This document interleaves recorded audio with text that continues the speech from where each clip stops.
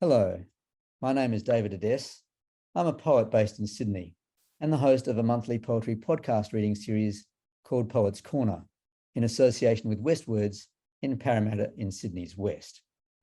WestWords is Western Sydney's literature development organisation. Poets Corner is part of WestWords' public programming that celebrates the richness, diversity and insight that literature offers. Especially in these times, we thank the ongoing support of Create New South Wales, the Cultural Fund of Copyright Australia, City of Parramatta Council, Blacktown City Council and Campbelltown City Council, as well as the many project partners that have enabled us to continue to provide opportunities to writers and audiences. We hope that this new world will see a sharing and a closeness of spirit. Each month, I invite a poet to read poems and talk about them for an hour or so around a theme of the poet's choice. Our guest poet today is Rosanna Licari, who will read and talk about poems on the theme of nature, broadly, with a small and capital N. But first, an acknowledgement of country. I'm recording this from Beecroft in Sydney. Rosanna is recording from Brisbane or Meanjin in Queensland.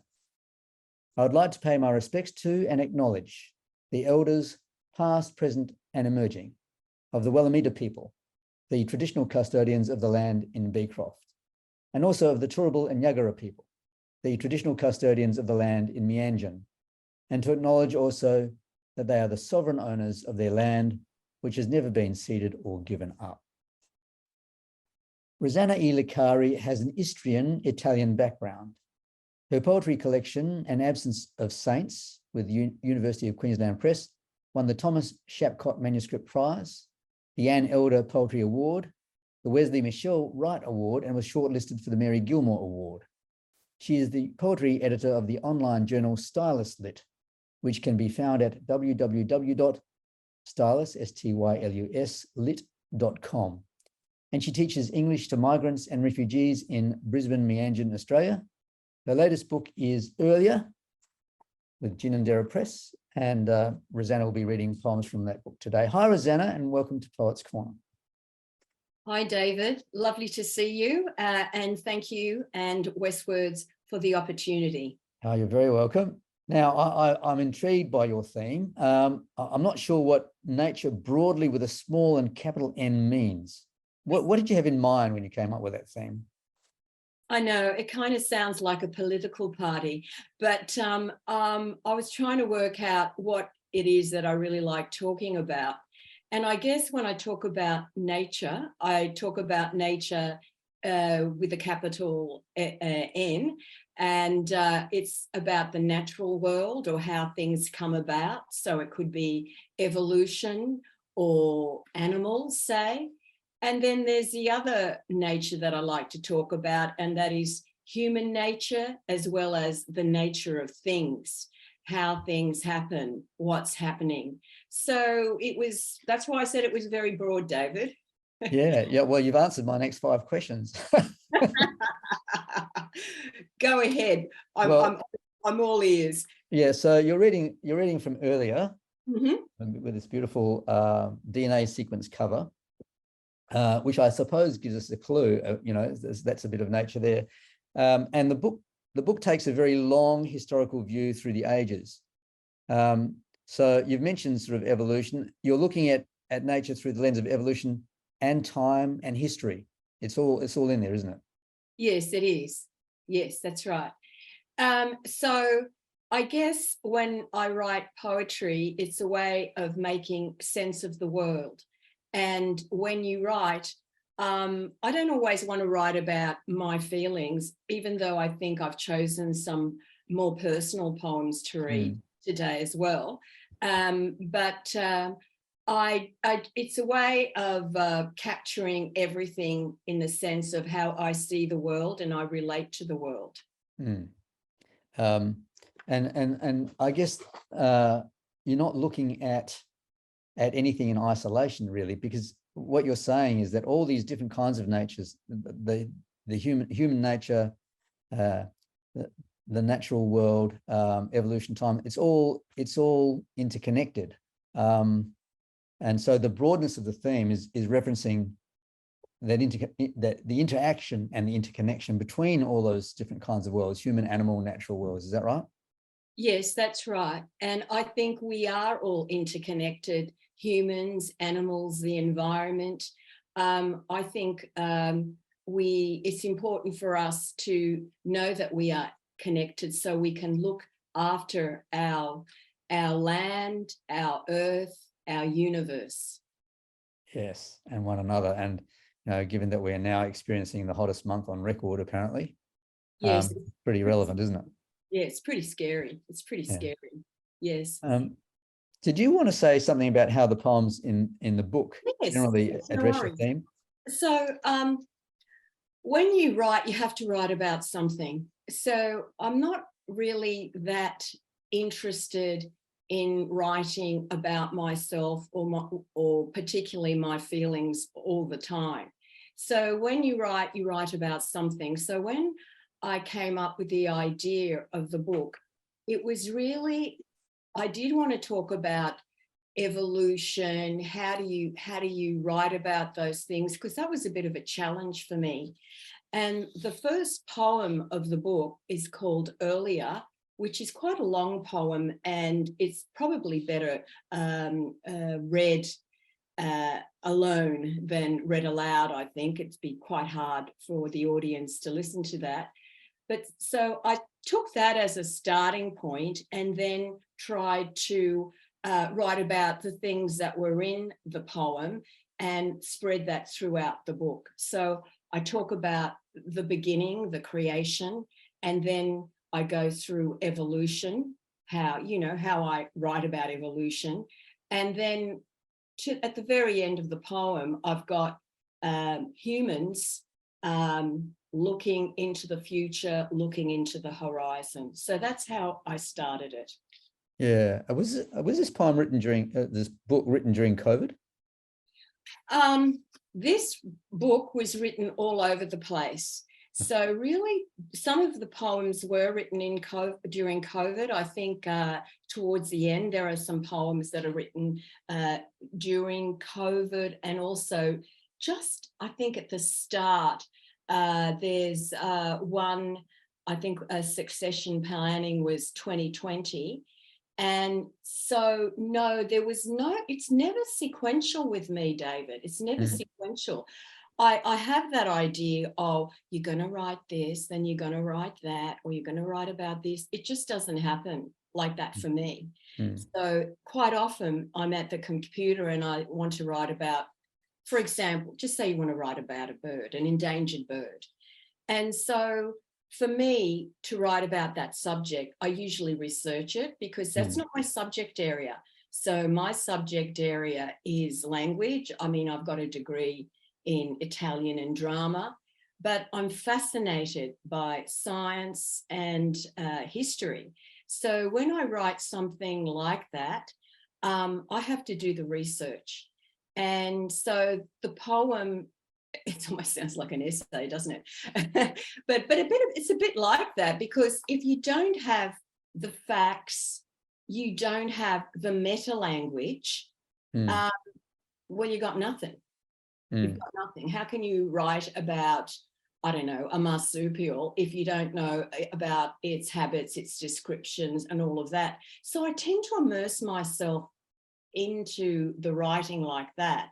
And I really enjoy it. I really enjoy the research part of it. I enjoy that gaining of knowledge and having a subject reveal itself to me. Yeah.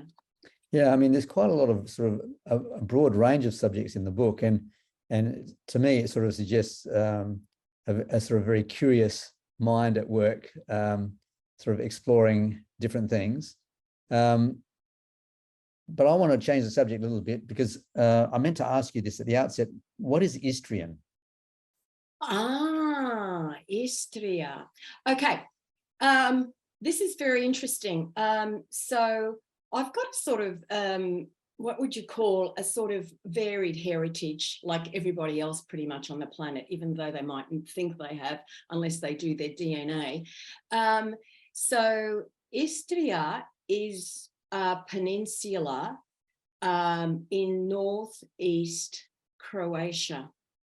Now, this land went through so many changes. Talk about occupations and colonizations.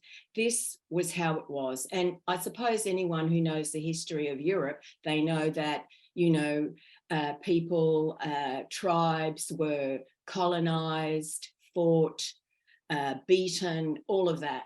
So Istria was part of Italy before World War I. And then when the Allies carved it all up, they gave it to the former Yugoslavia. And now that peninsula was fought over, and now it's Croatia.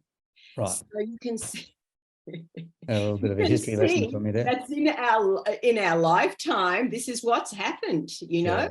Yeah. So in my lifetime, in my lifetime, it was the former Yugoslavia, and then it became Croatia. But my uncle, who's deceased now, he was the eldest in our family. He must have died. Look, a really, like, I'm trying to think of the time, good couple of decades ago at least. And he was the eldest in our family, and that migrated to Australia. But when he was born, I mean, he was born under Austria-Hungary, and then it became Italy, and then it became Yugoslavia, and then it became Croatia. And actually, in my first collection, I write a poem about that. And he says that in the nursing home that he's in, and they all think he's, you know, not quite there, mate. But it was absolutely true. It was absolutely true. So, and he also was a man that fought in World War II, you know, and I guess what I learned about that is that history or events like that, nothing's simple. A lot of things are out of your control, and hence also my teaching I actually teach migrants and refugees. So in my classes, I have people that are sort of going through that thing. But basically, going back to your question, I'm wandering off.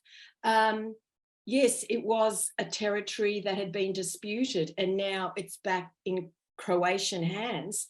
But that all part of the world too, like Croatia, Serbia, they were all tribes. They were all tribes. I mean, I think the Illyrians were there when the Romans were around. I mean, it was a lot of change, a lot of wars, a lot of diasporas, you name it. Okay, thank you for that. Shall we read a poem? Sure. Do you want me to read the early self-portrait? Why don't I do that? Yeah. Migrants were put in a little camp called Bonegilla in Victoria from sort of post-World War II till about the early 70s. So this is a story, well, a poem about me. It's my story. Early self-portrait from Latina, Italy to Bonegilla, Victoria. The overnight train takes us to Trieste, and at the salt-stained port before we leave, Great Aunt Amelia gives me a gold bracelet with a heart-shaped garnet. On the ship, seasick and sitting with father on the deck chairs that mother hired, the cough gets me. Father navigates the chairs to avoid the sun and wind, and mother brings food while the other passengers pace. I hardly eat and sleep al fresco on and off during the clear days, and cough all the way south to Piraeus. Here, mother buys a black and white and for a vase with the pound sterling she hid in the heels of her snake skin shoes. The ship's doctor tells her to keep me close, to hide the cough when we get to Australia, or I'll go to hospital and my parents will go to the camp without me. The ship's priest tells her to go to a shore at Aden, as after that there are endless days of mare and cielo. Yemen's port is crowded with animal smells, bleating goats, and dark turbaned men. Mother keeps the ship in sight and buys 2 coffee sets, and for me, a white red-saddled camel. Then coughing through jade, flat, steel grey and choppy waters, across the Indian Ocean, the equator, and all the way to Fremantle, the cough suddenly stops. A train trip I don't remember takes us to Bonegilla, where I down all the rare lamb and corned beef set before me. When mother sees the florid meat, cruda e rossa, she throws it up. After a few days of that, she gets hungry. So welcome to Australia. Welcome to Australia. So basically, I didn't really put it through like what the cough was, but basically I got whooping cough on the ship. Right. Oh, Yeah. okay. So can I ask how old you were at the time? I would have been about like 3-ish. I was quite young, about 3-ish. Yeah.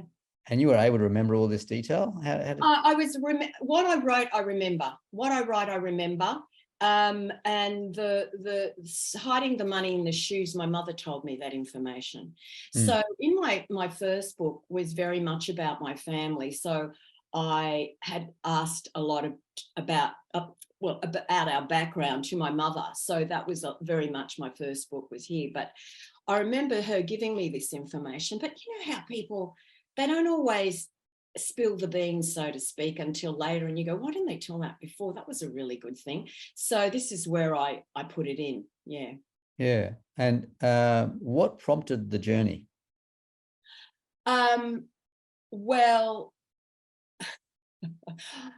Well, they wanted to escape communism.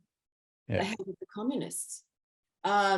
So after World War II, my parents were children. They found themselves in Yugoslavia. They found themselves in a communist state.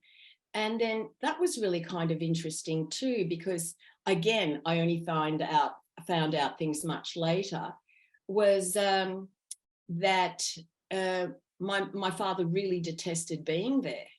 I remember doing an interview for one of the newspaper mags in Brisbane, and I told my mother, and I said I was born in Croatia, and she really kind of lost it and said, you know how much your father hated the communists? And I'm thinking, well, he never actually said that, but obviously he did.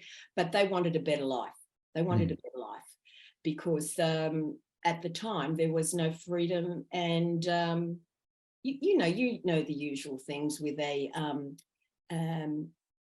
authoritarian regime. What goes on? You can't do certain things and you can't say certain things. But it must be strange or ironic almost to leave from that and come to Australia and be in a camp.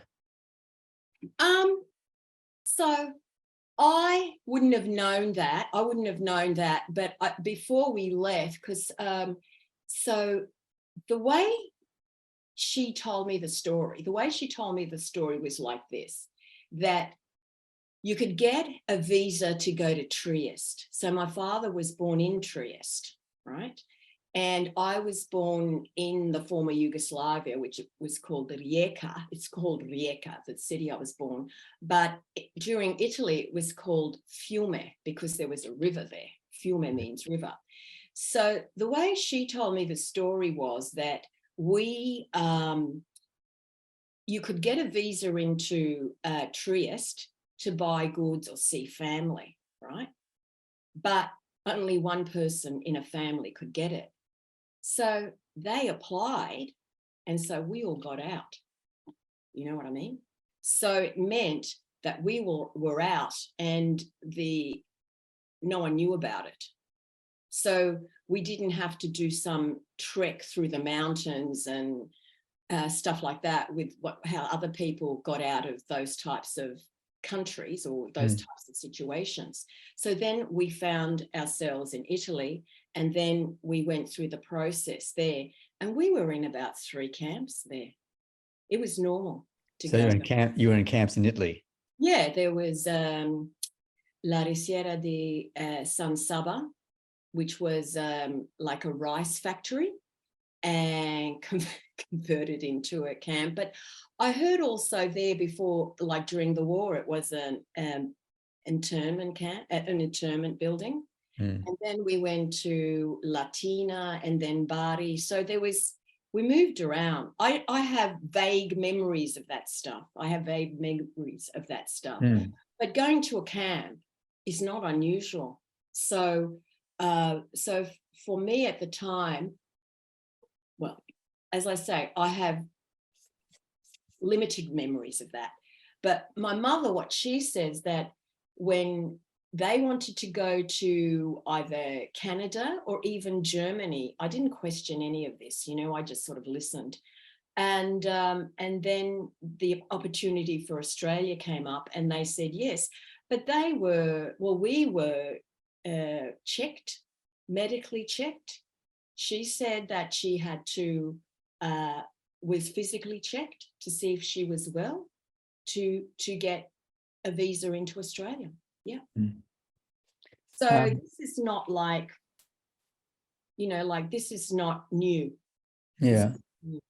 So if you were like 3-ish, and you'd moved from what was Yugoslavia to Italy, this would be your first real experience of the world beyond, wouldn't it? Well, yes, and as I say, yes, and I have sort of limited memories of that. I do have the trip away, like on the boat. I clearly remember Aden. Because that was, I remember having to get onto a boat, going onto a port. There's these tall, dark men with turbans, with animals, and the strange smells. So there's certain things that actually stuck.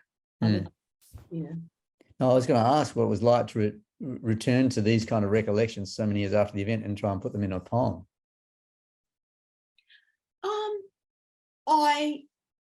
I didn't. I had my own memories, and then I had the information my mother told me. So then I was able to put it together. So when I'm saying to the ship's doctor tells her to keep me close, she told me, you had whooping cough. If they knew you had whooping cough, you'd be quarantined. So I knew stuff as to what she told me. So it was a meld of what she told me plus what I know. Now, you might not remember how you felt then as you did the trip, but the poem is full of images, impressions, and wonderful little details. As a little girl, that must have all been quite startling and overwhelming. Do you remember whether you were confused or overwhelmed by everything that was happening, or was it just an adventure for you? Yeah, that's interesting. You say is migration. I guess for some people it might be adventure. So it's interesting, really, because just this past week there's an association that came into my class to talk to. I've got a lot of new migrants that I'm teaching at the moment who have only come into Australia like 2 months, 3 months. And there's an association that helps with settlement. And I sit in the back of the room and she comes in for about an hour. So it's a program run by a chorus. And she talked about the pre-migration experience, then migration, and then settlement and acculturation. And it was interesting sitting at the back of the room and say students talking about that. And my feeling, I remember thinking, gee, she's asking people to really open up. And I don't know whether people necessarily want to open up, what depth do you want to tell people about your experience? But sometimes maybe you're in a bit of a a numb place where it's all happening and you're rolling along. You know what I mean? So for me, it wasn't so much the trip. It was actually landing in preschool where I couldn't speak English. And I talk about that, say, in my previous book, but where I couldn't speak English and actually trying to work out how do you negotiate Australia? What happens in this world? Do you know what I mean? Because we were as a family, we were pretty much, I'd say, isolated, maybe sheltered. We mixed with other migrants. So it wasn't really that we mixed with Anglo-Australians, even though some of these people were our neighbours and we were friendly and stuff. It wasn't a close connection, if you know what I'm trying to say. The poem starts with an overnight train and is infused, for me anyway, with a sense of movement of both physical and other journeys.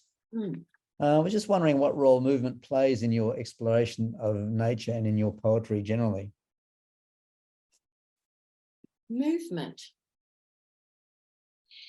I suppose the only thing for movement, I don't see movement as in motion. I think movement is how, for me, the way I'm taking it now is, how do you create a poem and then just pretend that it's got a beginning, middle, and an end? Yeah. So what are you going to do to take it to its natural conclusion or where you want to go? That's a really interesting question, because I know for myself that when I do draft, and I do draft a lot, I will draft something, nothing comes out ready for me. I'm not a person that it all just, here we go, here's the fruit and it falls to the floor. For me, I do a lot of drafts. And so sometimes, like, when I start something, it's not unusual then just to cut that first part out, call it the first verse out, and start somewhere else, because I think it's important to hook your reader in. Like, we can all talk a lot about, I woke up and whatever, an ordinary day, I woke up, I had a cup of coffee, I went to work. I think the challenge is, how do you hook the reader in so they'll keep reading because they're interested? And that, to me, I would say, is movement. How do you create a space, a reading space, where a reader will go, okay, I've got it, she's got me now, and you move them through the poem. Is that answering your question? Well, I was just thinking whether or not there was a kind of parallel, because the book moves a lot through time. So as a whole, the book, there's a sort of sense of movement in the book. And I was just... Yeah, and that's right. Well, that was, as I say, that was sort of from that first poem, that's what I wanted it to do. So from that first poem earlier, say from the creation of the universe, and then, then evolution, and then we've got Homo sapiens looking at the horizon. That was sort of like almost a kind of prologue as to what I wanted to do with the book. So and these things aren't really that planned, like, so you find yourself somewhere and you might have wanted to write about, and again, this is just a simple example, you might have wanted to write about the butterfly that you saw, but then it's New Year's Eve, and you're at your brother's place, and then suddenly these fires, Australia's on fire. I mean, how can you not write about that? Because that's such a visceral experience. So you are in that point in time. It is affecting you. Then that's going to be part of the whole dialogue you're having with yourself and your reader. Yeah, I mean, I'm one of these poets who don't write to much of a plan either. I think if I have a plan, it doesn't. I start off with an idea of a series of poems. It always goes awry. But some poets do have a very, very structured, very planned way of going about things. But don't you find yourself like sometimes, David, like you might, as I say, you might be planning to write about, whatever, the butterfly, and then suddenly you've worked really hard. Yes, we're getting there. And then suddenly, bang, something else takes your interest and off you go up that sideways street. Yeah, and suddenly you're writing a poem about, who knows, that I'm just using simple examples, an experience you had at the restaurant, something like that. But that might be another poem, mightn't it? Well, exactly. That's exactly what I'm trying to say. That I don't think I control that. I control that energy. That okay, here I am writing about this. Yes, it's going well, but now I'm stuck and I'm not really sure. But what about this line? This sounds good. And then suddenly this line goes somewhere else, and it becomes another poem. Yes, that's right. It does become another poem. So in terms of putting a book together, we're straying a little bit, but I'm interested. Yeah. In terms of putting a book together, do you write the poems first and then try and find the narrative arc, or is there a concept behind what you're going to write to put in the book? Well, as I say, that first poem was hopefully a way of structuring the book, but I didn't always go, as I say, I always have those experiences where I'm going to write about something and I might be ending up writing about something else. But then, I also think this, I hadn't really, I wasn't that interested about, say, writing about myself, and then suddenly I'm writing about myself. So what I find is that sometimes you have to let these sort of impulses, just let the children run free. And you know what I mean? Yeah. Don't control it. I just find that if I try and control it, it just becomes stilted or it's weird or whatever. And then I know sometimes, well, just say in life where you might be in a situation where, things aren't particularly going your way and you're going, you kind of, and then you go, no, just step back.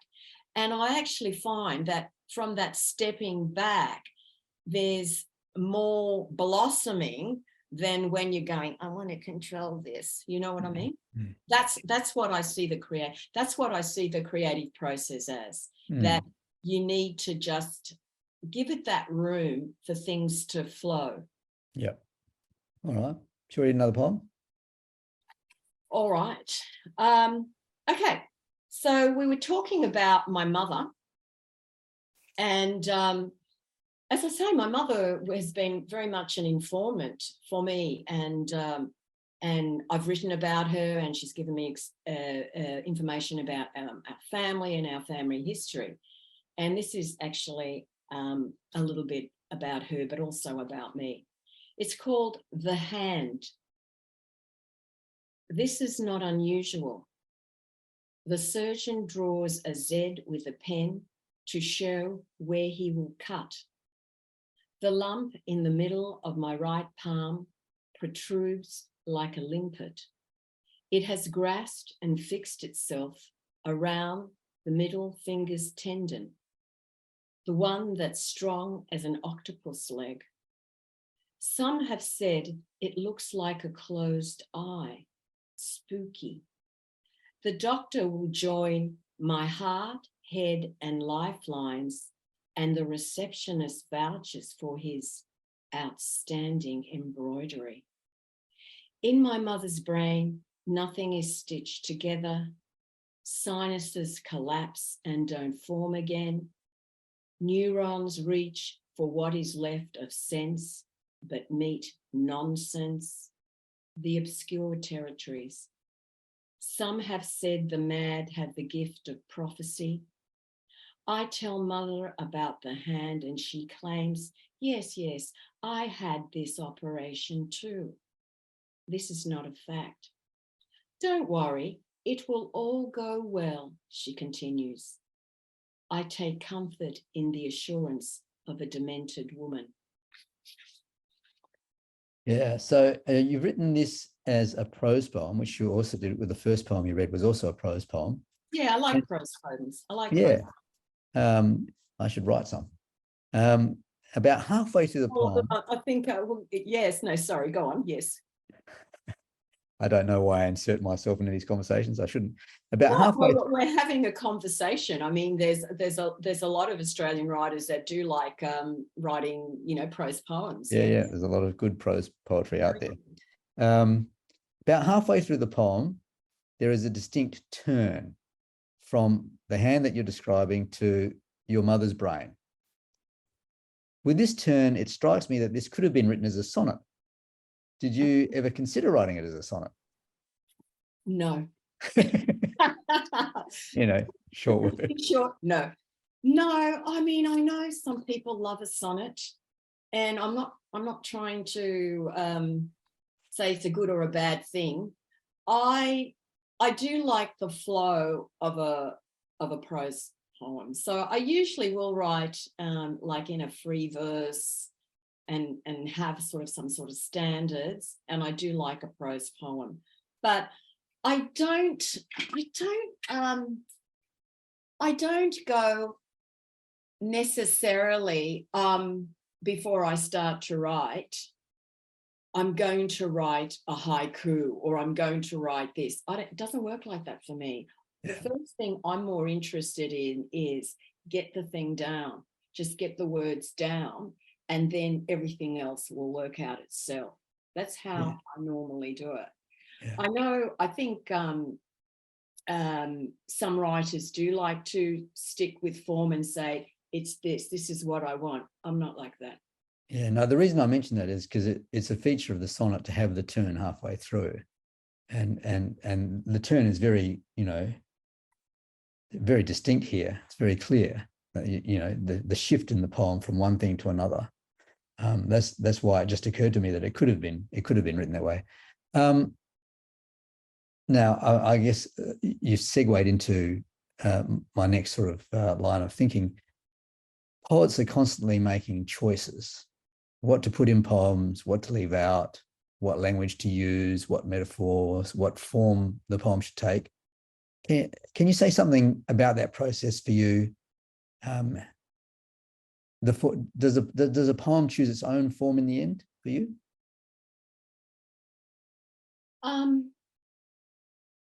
What I think's beneficial, or what I think's sort of pretty good, is that I think you have to pretend you actually are in the sandpit, right? For me, I don't want to get too precious about form. So I might say, okay, just say we look at this. And I'm talking to my friend David, and David said, oh, look, what do you reckon? Don't you think it should be a sonnet? Now, this is already published, and I'm in a critique group.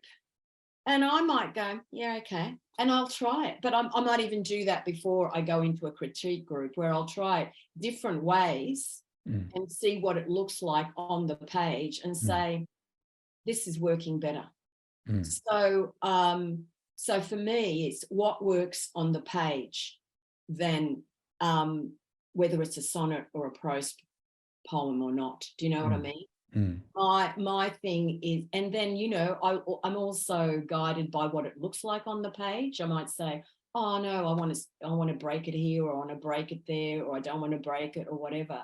So that's how I approach it. Does that answer your question? Yeah. I like the reference in referring to your mother, talking about sense and nonsense. Oh yeah. And I think you sort of mentioned this before. Poetry for you is about making sense of things, isn't it? Yes, that's true. That's true. So and it also makes me happy. Writing makes me happy. Yeah, it makes me happy too. When it works. Well, I mean, yeah, when it works, you're extra happy, sure, David. But also the process makes me happy. Like the stuff about the research, or even when you're going through your drafts. I mean, I know you hit walls and you're going to crash through with something. but the idea of the mental stimulation that you get, for me, enriches my life. Yeah, and at the same time, it seems to be a way to work through things. Yes, that's true.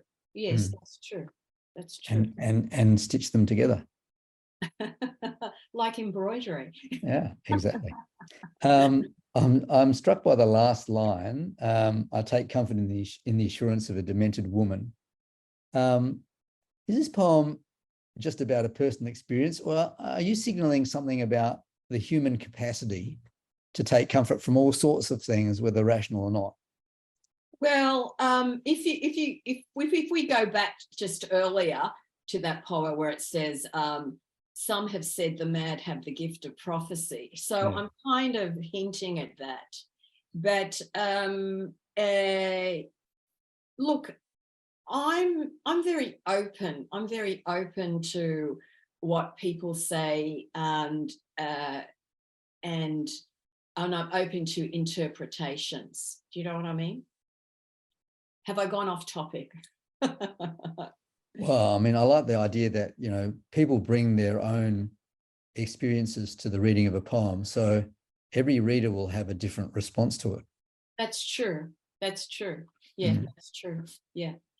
Yeah, no, I mean, she's saying this stuff, like when she said this stuff, it hadn't happened to her. She hadn't had a similar operation, but she's trying to reassure me that it's going to be okay, which was a nice thing, you know, a nice thing for her to do, even though, you know, she's not quite there. And it was comforting in the end. It was comforting. It was comforting. Yeah. All right. Do you want to read another poem? Sure. Now, let me see. Now, talking about the human condition and where we are in the world. Sometimes, David, we have disputes with our neighbours. And this one's called The Spaniard. Frederico's roofs reflect the moonlight that slides the breeze into my living room. At midday, they reflect heat, and the side of my house blisters. He was a bricklayer, dyes his hair black. We argue in Italian.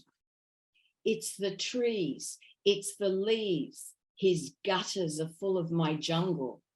I am the land conquistadors invaded, the Amazon, full of hot, man-eating orchids, tendrils and fronds that weave their way into cerebral cortex. I'm something Indian with strange ways and stranger music, the tom-tomming of drums, sweet smoke rises for ritual, dancers wet with sweat. His land is sanitized, concrete and mowing has cleansed and blessed. Retirement has expanded his empire. We argue over his drilling and soaring.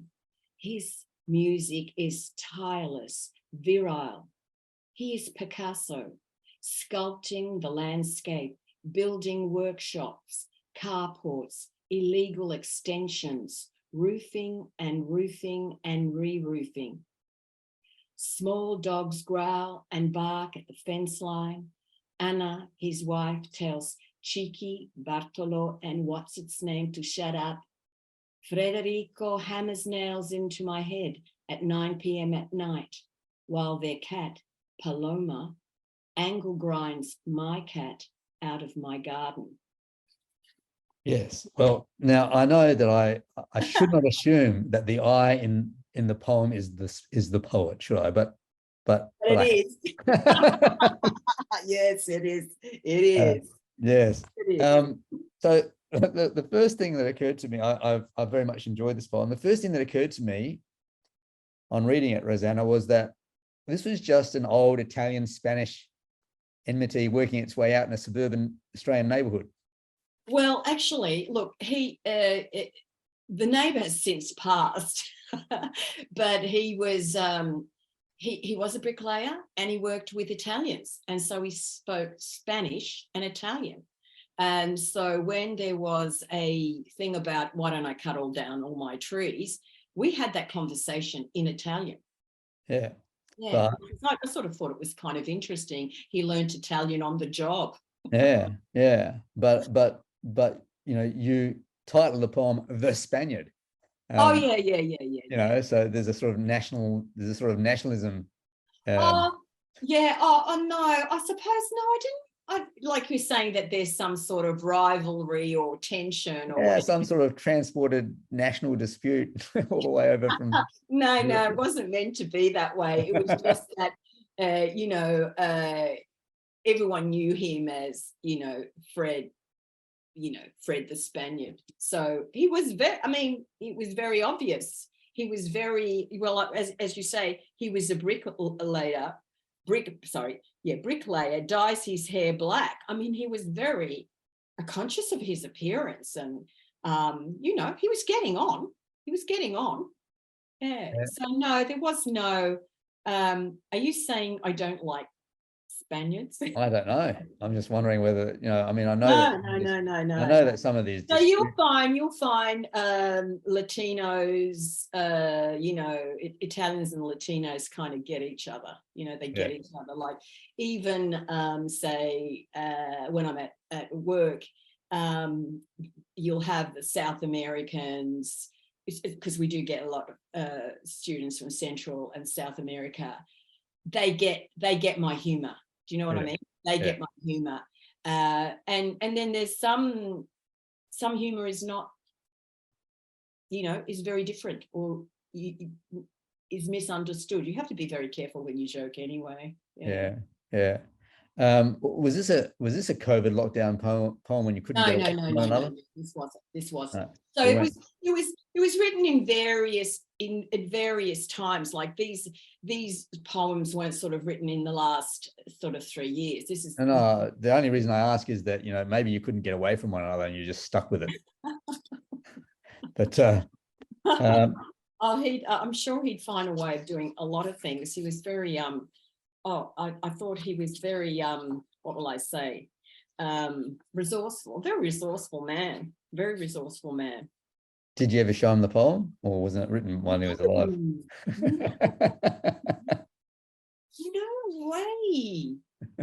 You'd probably sort of want to cut down a tree. I'm sure he got rid of one of my trees via alert poison. I'm sure. Okay. Do you struggle with titles for your poems? Did the title of The Spaniard just leap out at you when you wrote this? Well, sure, because that was the whole thing. I mean, he speaks Spanish and Italian, and no, it was about him. And I sort of saw him as sort of the way he worked around the place as a sort of creative thing. Like, as I say, he liked to build things and do stuff around the place. And as I say in the second last verse, he is Picasso.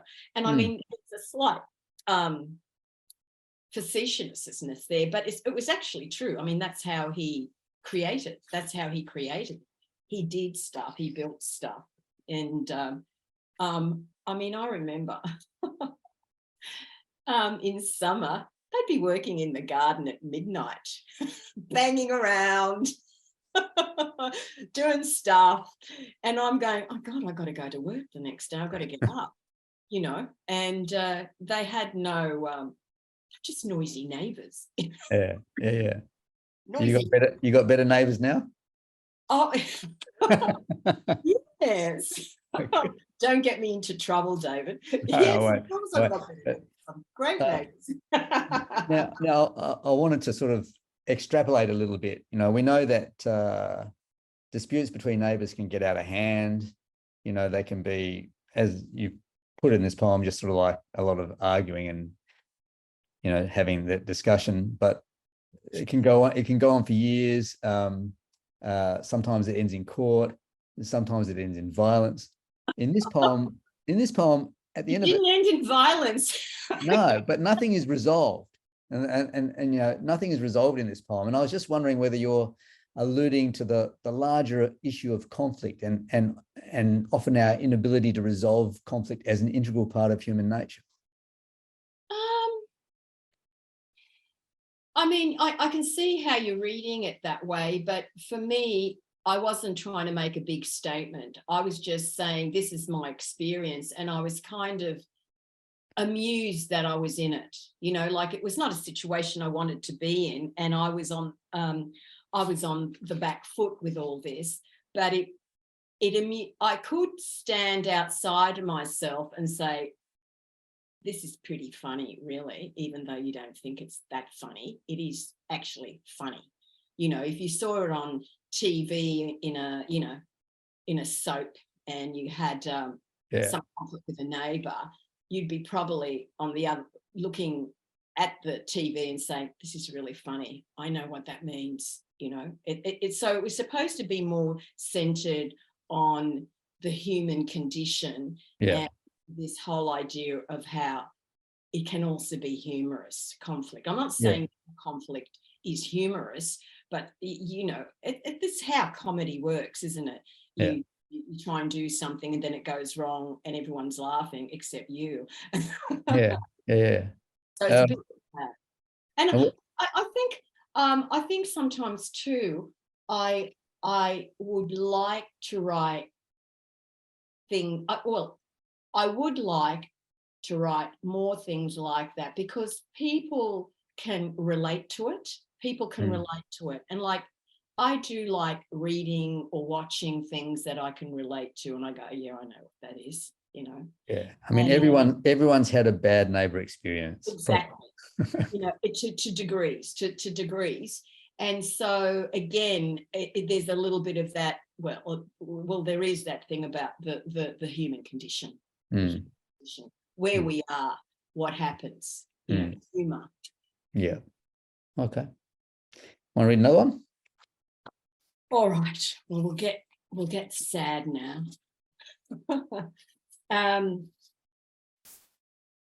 So this one's really about love lost. So probably of all the poems today, this one's the more sort of personal. And it's called Tourist. Melbourne again. The excitement of tiled arcades and lanes covered in street art. Italian restaurants serving tripe, prosecco, and ciabatta dipped in extra virgin oil. Cafes infused with hot milk and chocolate flaunt New York cheesecake and cannoli dusted with sugar. Melbourne, my city of unanswered prayers. And in winter's frigid vault, I rub against your happy ever after. This is the city where you lived with your girlfriends and now your wife and the 3 kids you didn't have with me.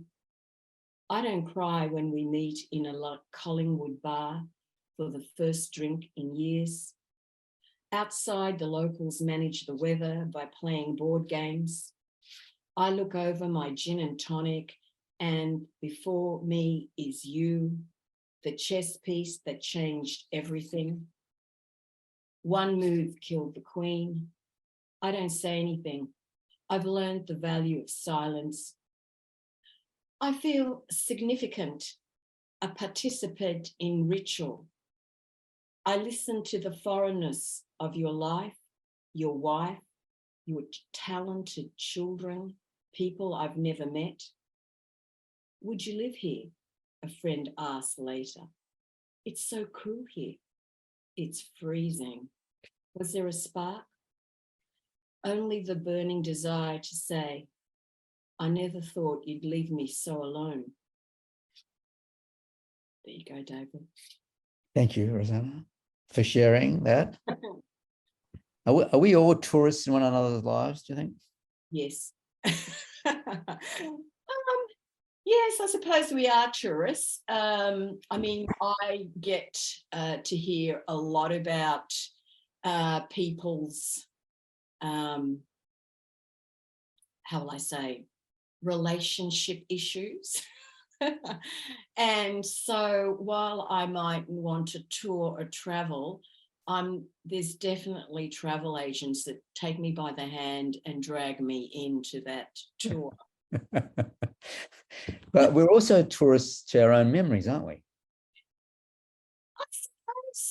I suppose so. I haven't really thought about it that way, but yes, I suppose so. You go over and you look at things, and obviously this whole meeting was a reflection, meeting someone you hadn't seen for a while, for a long time, and then suddenly you're there and you're in different circumstances, and there's been lots of water under the bridge, and going, wow. And yet there's sort of some power in it. I feel significant. I suppose because the experience itself was it was kind of surreal. The experience was surreal because I hadn't seen this ex for many years. There had been no communication, and then suddenly there was. And then suddenly, do you get that feeling, when you've known someone in a certain situation and haven't seen them for a long time, and then when you do meet or see them again, you kind of left in that space that you were in so many years ago. Do you know what I mean? Yeah, that's the space, so you go back to that space. So, but all the circumstances now are different, so it's sort of like very strange, you know what I mean? Yeah. So and so that idea of feeling significant and in ritual is because it's like a surreal, I can't describe it any other way. It's like a surreal experience. You're having a surreal experience. You're going, gee, well, here we are, kind of thing. Because there's been no contact. It was no contact, and suddenly there's contact. That's how it was. And I suppose feeling significant is that the idea of being in a ritual, because sometimes a ritual is a sort of a symbolic thing, isn't it? If you're in a ritual, there's a lot of symbology involved. And if you haven't seen someone for a long time, and suddenly, bang, you're there, it is an important thing because you're reconnecting after there's been no contact for so long. And that was what the case was. There had been no contact for so long, and now you're reconnecting, and it is like you're going through this strange, surreal experience. Well, that's just how I experienced it. I don't know how other people experience it. So do you think like there's a part of you that's sitting outside of it, or just watching it, observing it, and it's like you're almost watching yourself playing a role in a movie of your life or something? I have to say I do have a witness part of myself. Yeah, I do think that there's and I'm not saying that it's only exclusively me. I think that something that humans can do. It's you do it through reflection.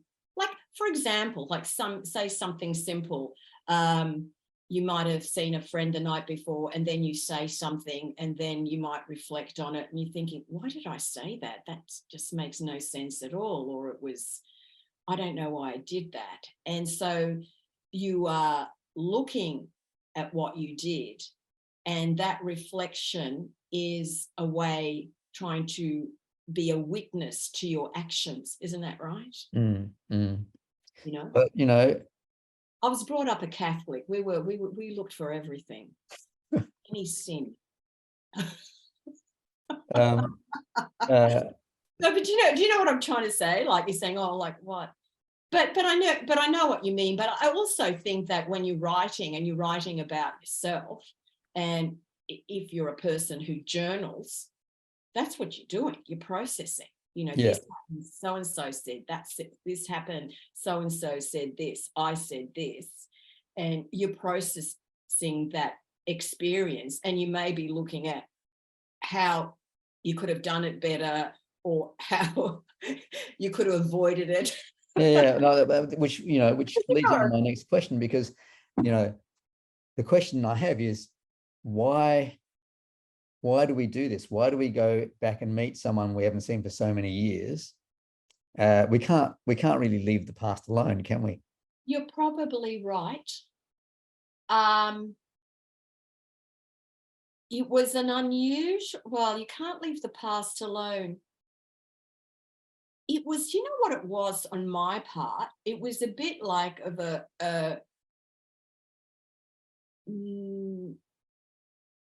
it was like a forgiveness on my part. It was like me forgiving. I didn't say, I hate you, you ruined my life. But there's a thing about forgiving in the sense of acknowledging that person again. You know what I mean?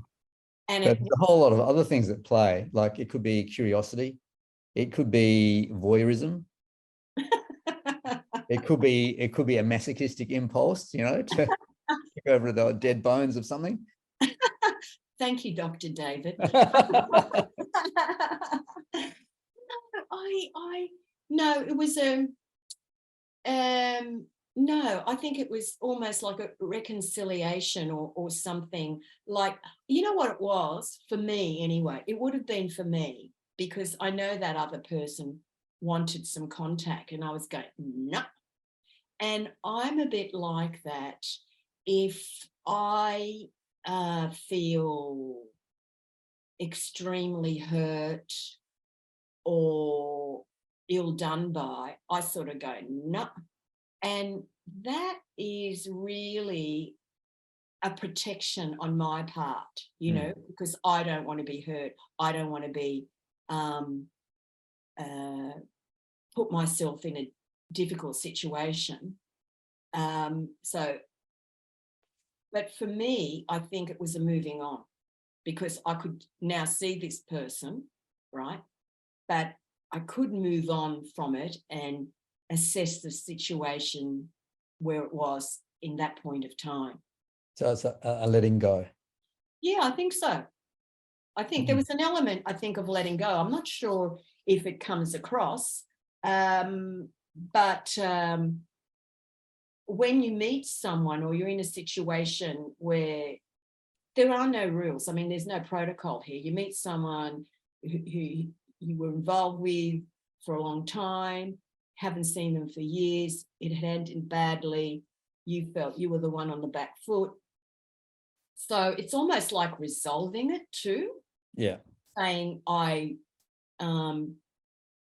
it's almost like putting it to bed, isn't it? Like, this is over, it's done with, this business is finished here, but I know this about that, Yeah, and you probably don't need to see him again.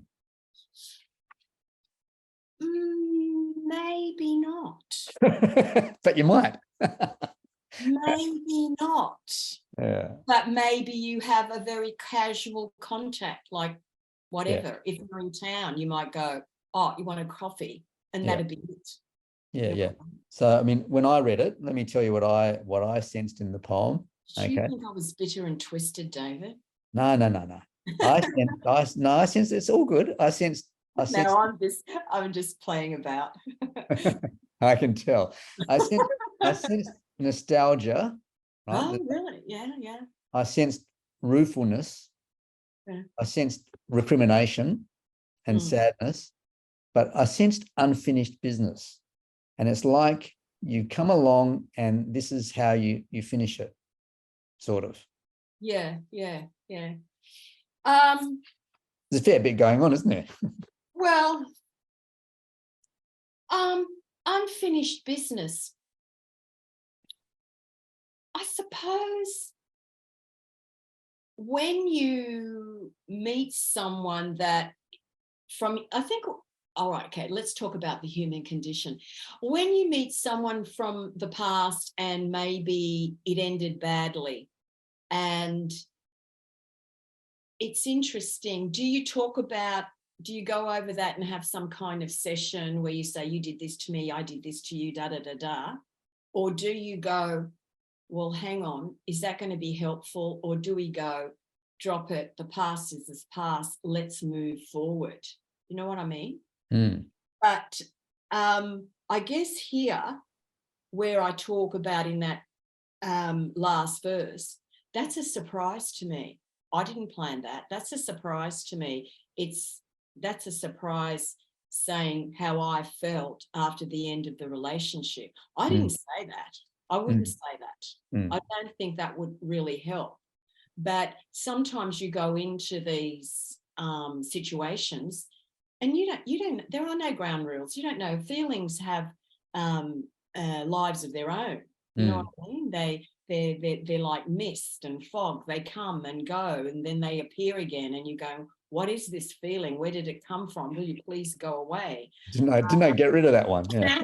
Didn't I get rid of that one? No, that's right. So, and I also think, which took me a long time to actually accept, and after I accepted this, I actually feel a lot better, that we have contradictory feelings about a situation. Yeah. I sort of wanted everything in a box. Look, this is where I'm going to put this. This is where I'm going to put that. This is all neat, neat, neat. Well, forget that. It's just not how it is. Yeah. It's not neat, neat, neat, neat.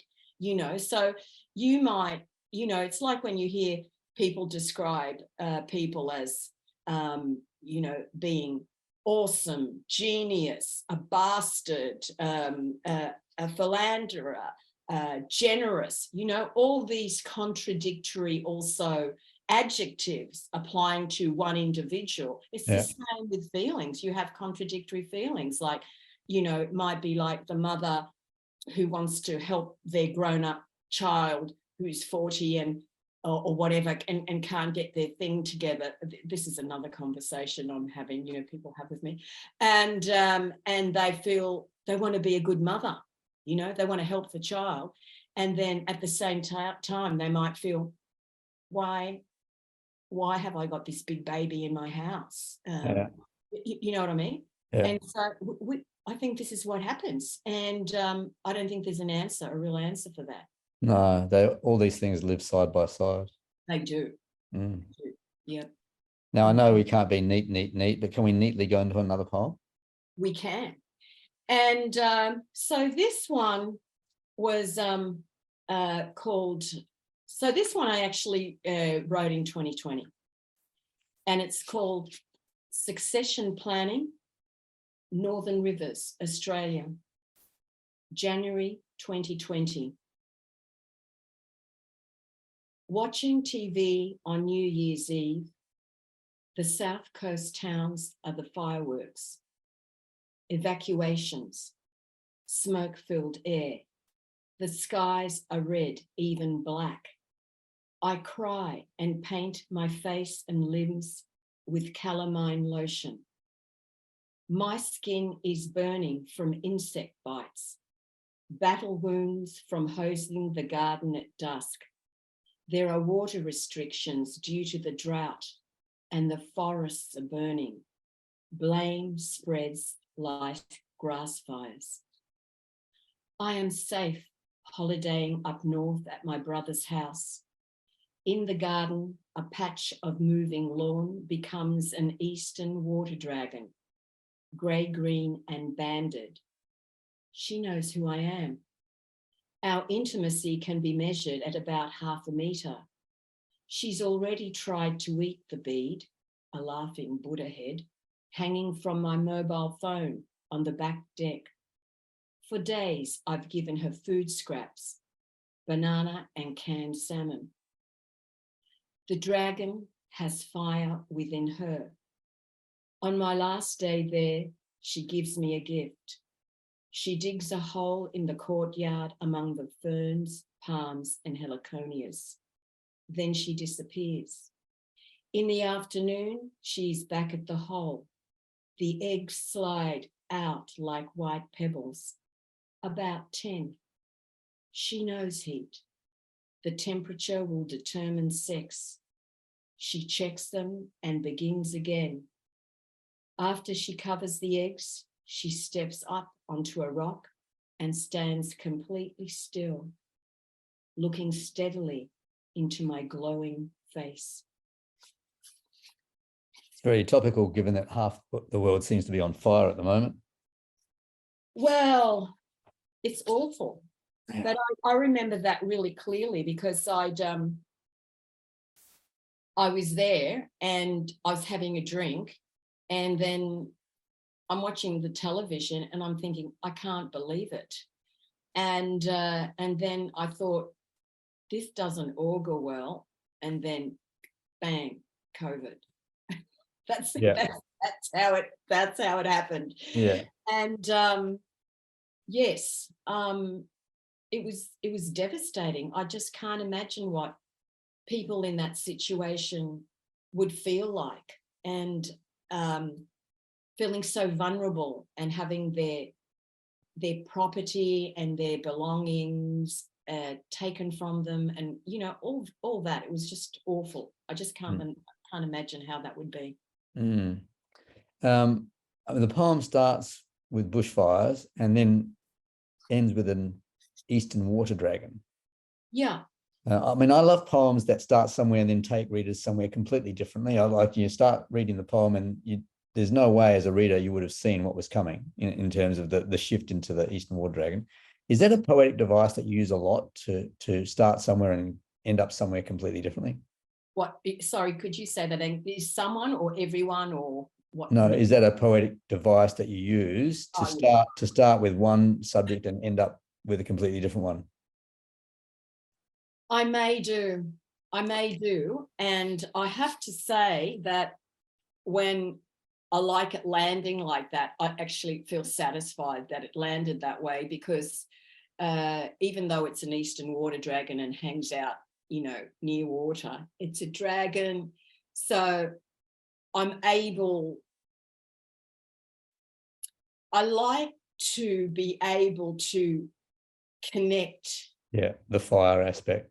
Yeah, the fire aspect and the symbols in a poem together, so that there's a couple of things going on. So you've got the fires there, you've got me in bites, and then you've got the fire in her belly. The fire in the belly, and that's true. The temperature will determine sex in this species. So this whole idea of fire, where and heat, destroying, but also further down creating, but in a smaller sense. You know what I mean? Yeah. Like how different scale. A different scale. Yeah. So I like doing that. It takes some thought. I'm not always successful doing that, but I like doing that. Oh, it's always good when it works, isn't it? Like most poetry, it's great when it works. So, this poem explores a whole bunch of different aspects of nature, in a way. The wildness of climate change, induced nature conflagrations, the natural world of animals as they go about their lives. And the often surprising, I think, interface between animal nature and human nature, which you have, captured beautifully here. Apart from the fact that you're connecting all these things in the poem, is there anything that you want readers to take from, making all those connections?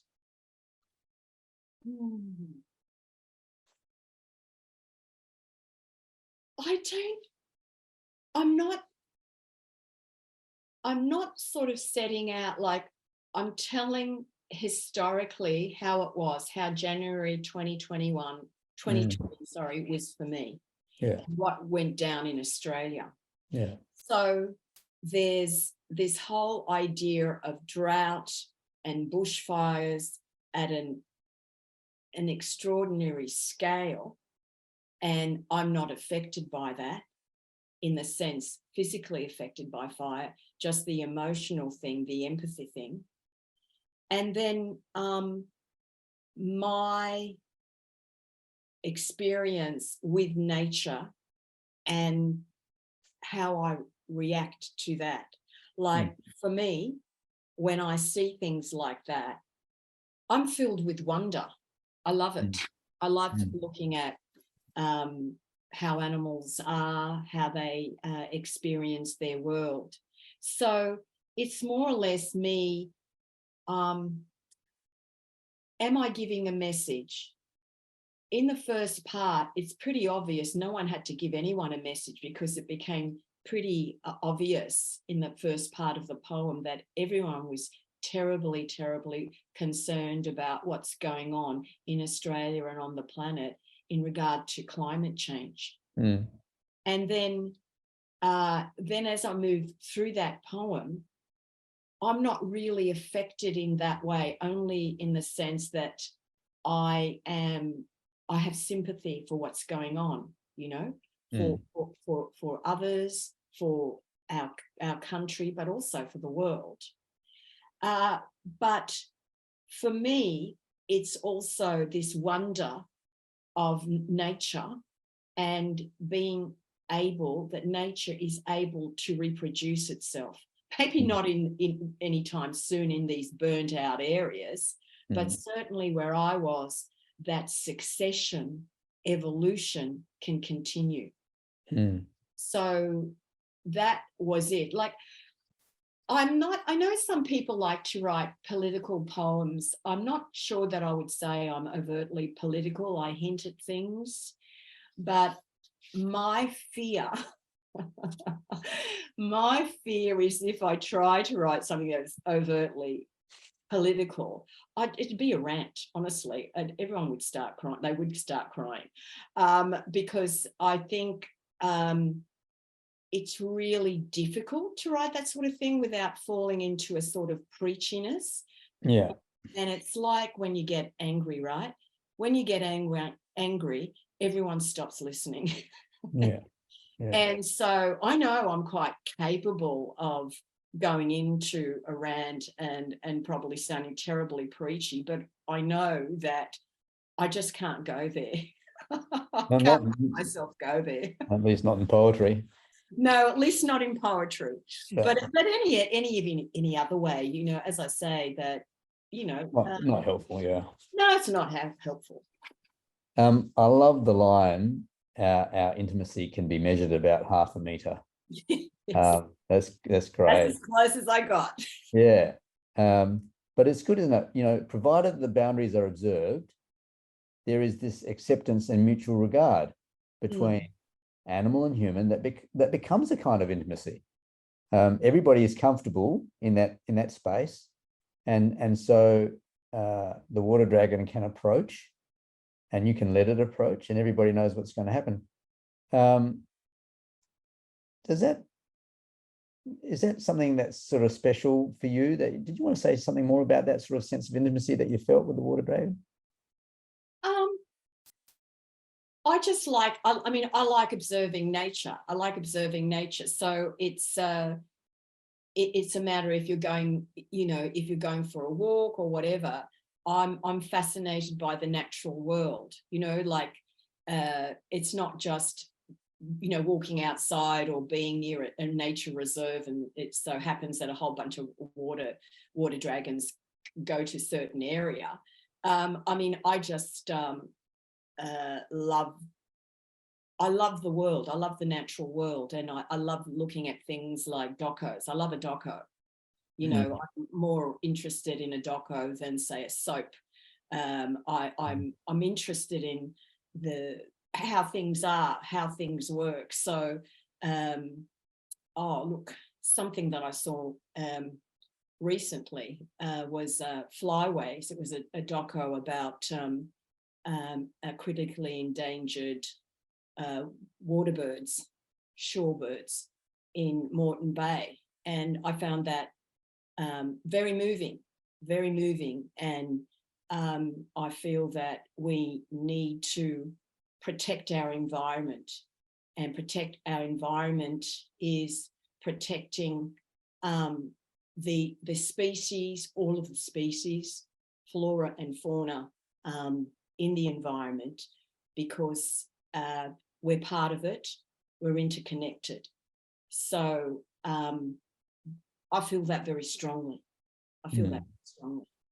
Well, the poem ends with this image, this beautiful image of the dragon standing completely still, looking looking steadily into your glowing face.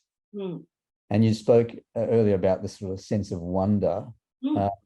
And this poem it's an acknowledgement of your receipt of a gift, isn't it? And it's Yes, and yes, it's a way of sharing the gift with your readers. yes, yes, yes, yes. It Thank is you. because yes, and I was very surprised. I just, as I say, that idea of, well, you know, that idea where we go back about the witness. It's again witnessing, and then you have to kind of step back and let things happen, see how they go. Don't go in there. You know what I mean? Mm. Okay. Would you like to gift us with another poem? Gift one. All right, let's have a look at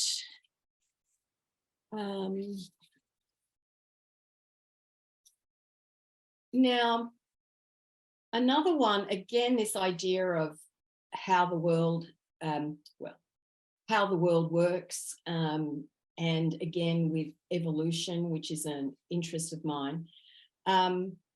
This is, I'll read the note later, but no, actually, I've changed my mind.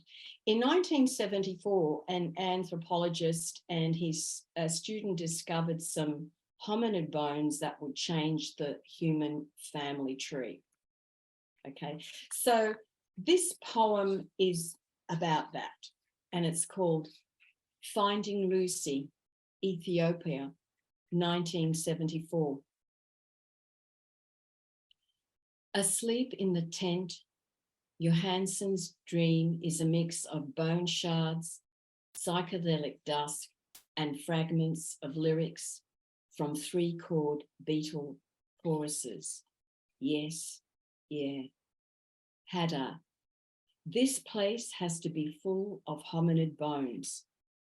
Morning, a light breakfast, the African sunlight is everywhere, but 2 hours on the stinking hot plane reveals nothing.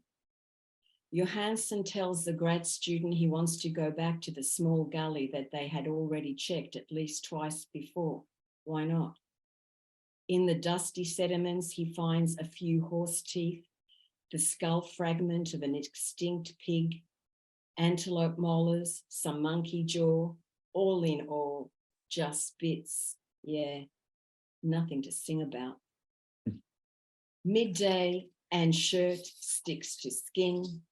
Sweat streams down Johansson's forehead, his hat baking his brain as the temperature heads for 110 Fahrenheit. It's time to drive back to a cold face cloth and lunch. But as he turns to leave, he sees something, a broken ulna, an elbow part. Yes, yes, yes, and there is more. Near this, a part of a small skull, then a femur, more walking, more bones, vertebrae, ribs, pieces of jaw, part of the pelvis, female, another bone, and another, a hominid skeleton. Could it be whole? When it cools down, all the furthered expedition will return, carefully staking out the site for digging and collection. At camp, amid the night's banter, laughter, and endless whiskey, the cassette player blares the Beatles' Lucy in the Sky with Diamonds. We should call her that, someone says, and fossil AL2881 becomes Lucy, and she will bring light.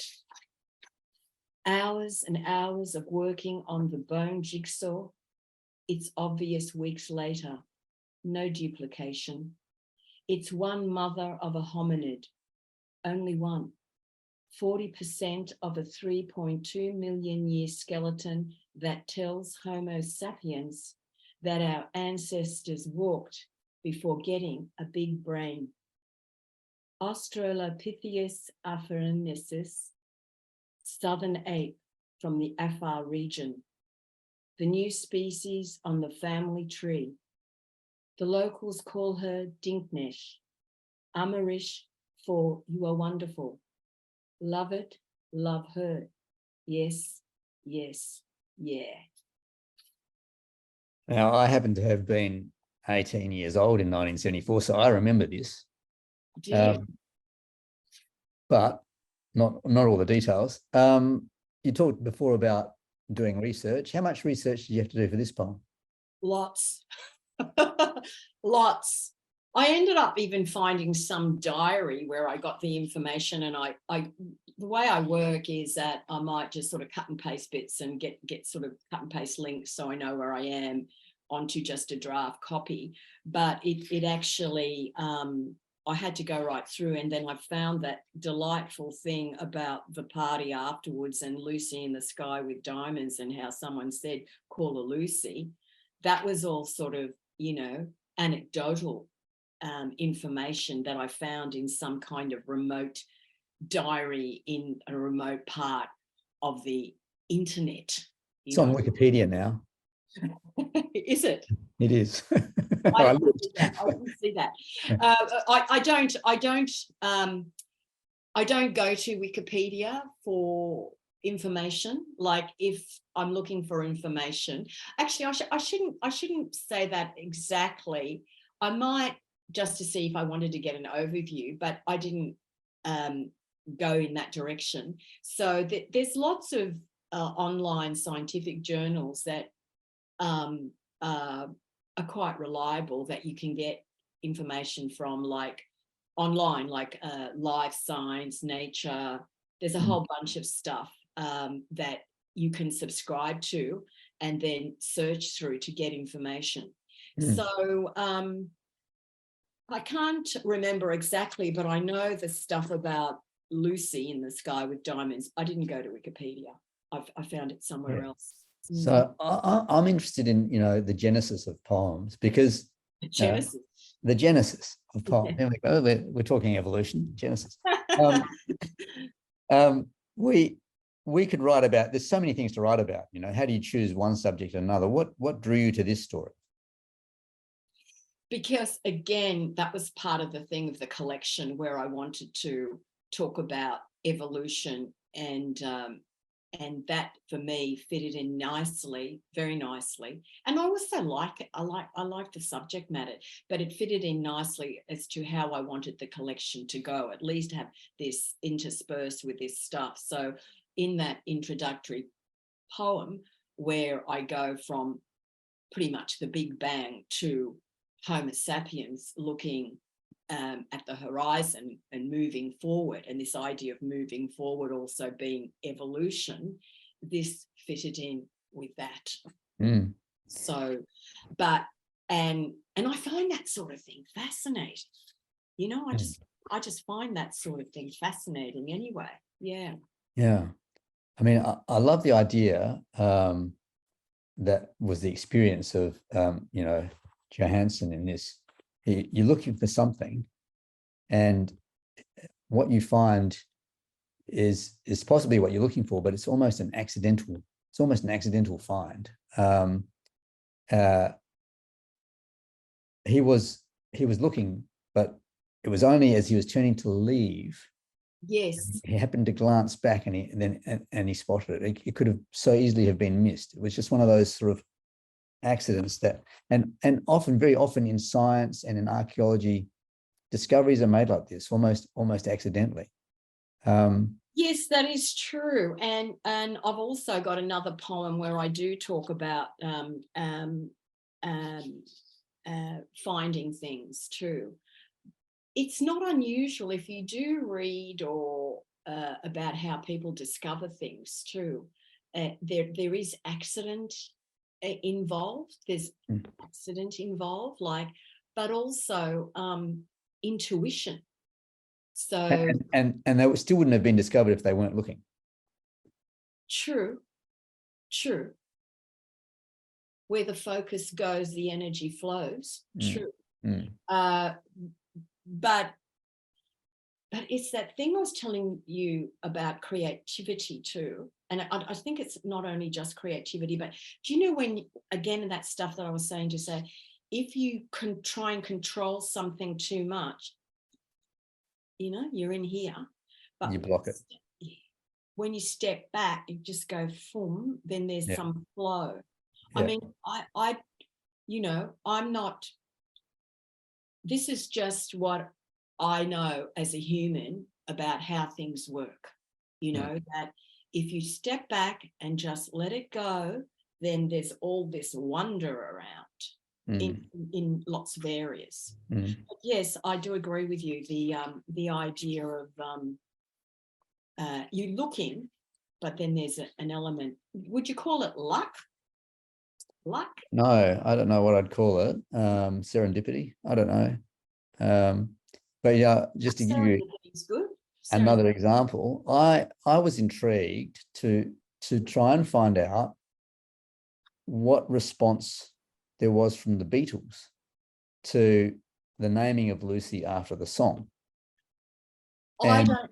Yes. So what I couldn't find it. But what I did find, which is completely unconnected, was that NASA named a spacecraft mission to explore Jupiter's Trojan asteroids the Lucy mission, because the asteroids are like diamonds in the sky and are regarded as fossils with clues to how planets were formed. Oh, that's amazing, actually. Yeah, so, no, I didn't know that. I didn't know that. Yeah. Do you find sort of tangentially, I'm going on a tangent now, do you find that poetry takes you there? Like you start a poem and it goes somewhere completely differently? What you mean writing a poem? Yeah. Yeah, absolutely. You don't know where it's going to go half the time. No. And that's the fun. That's the fun of it. Well, that's what I mean. That's the creative thing. Like, that's the fun of it. I can't control it.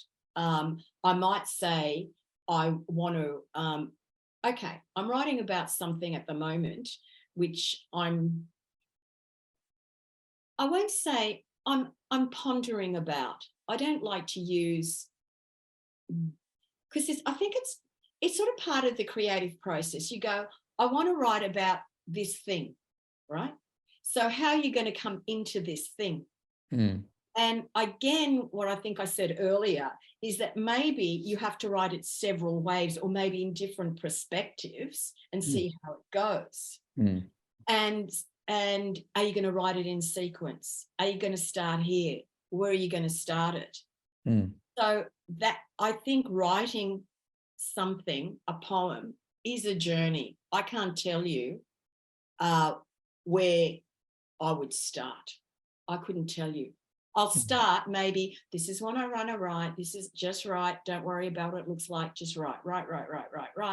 Here, you're reading it. Now, that's not working, really, is it? But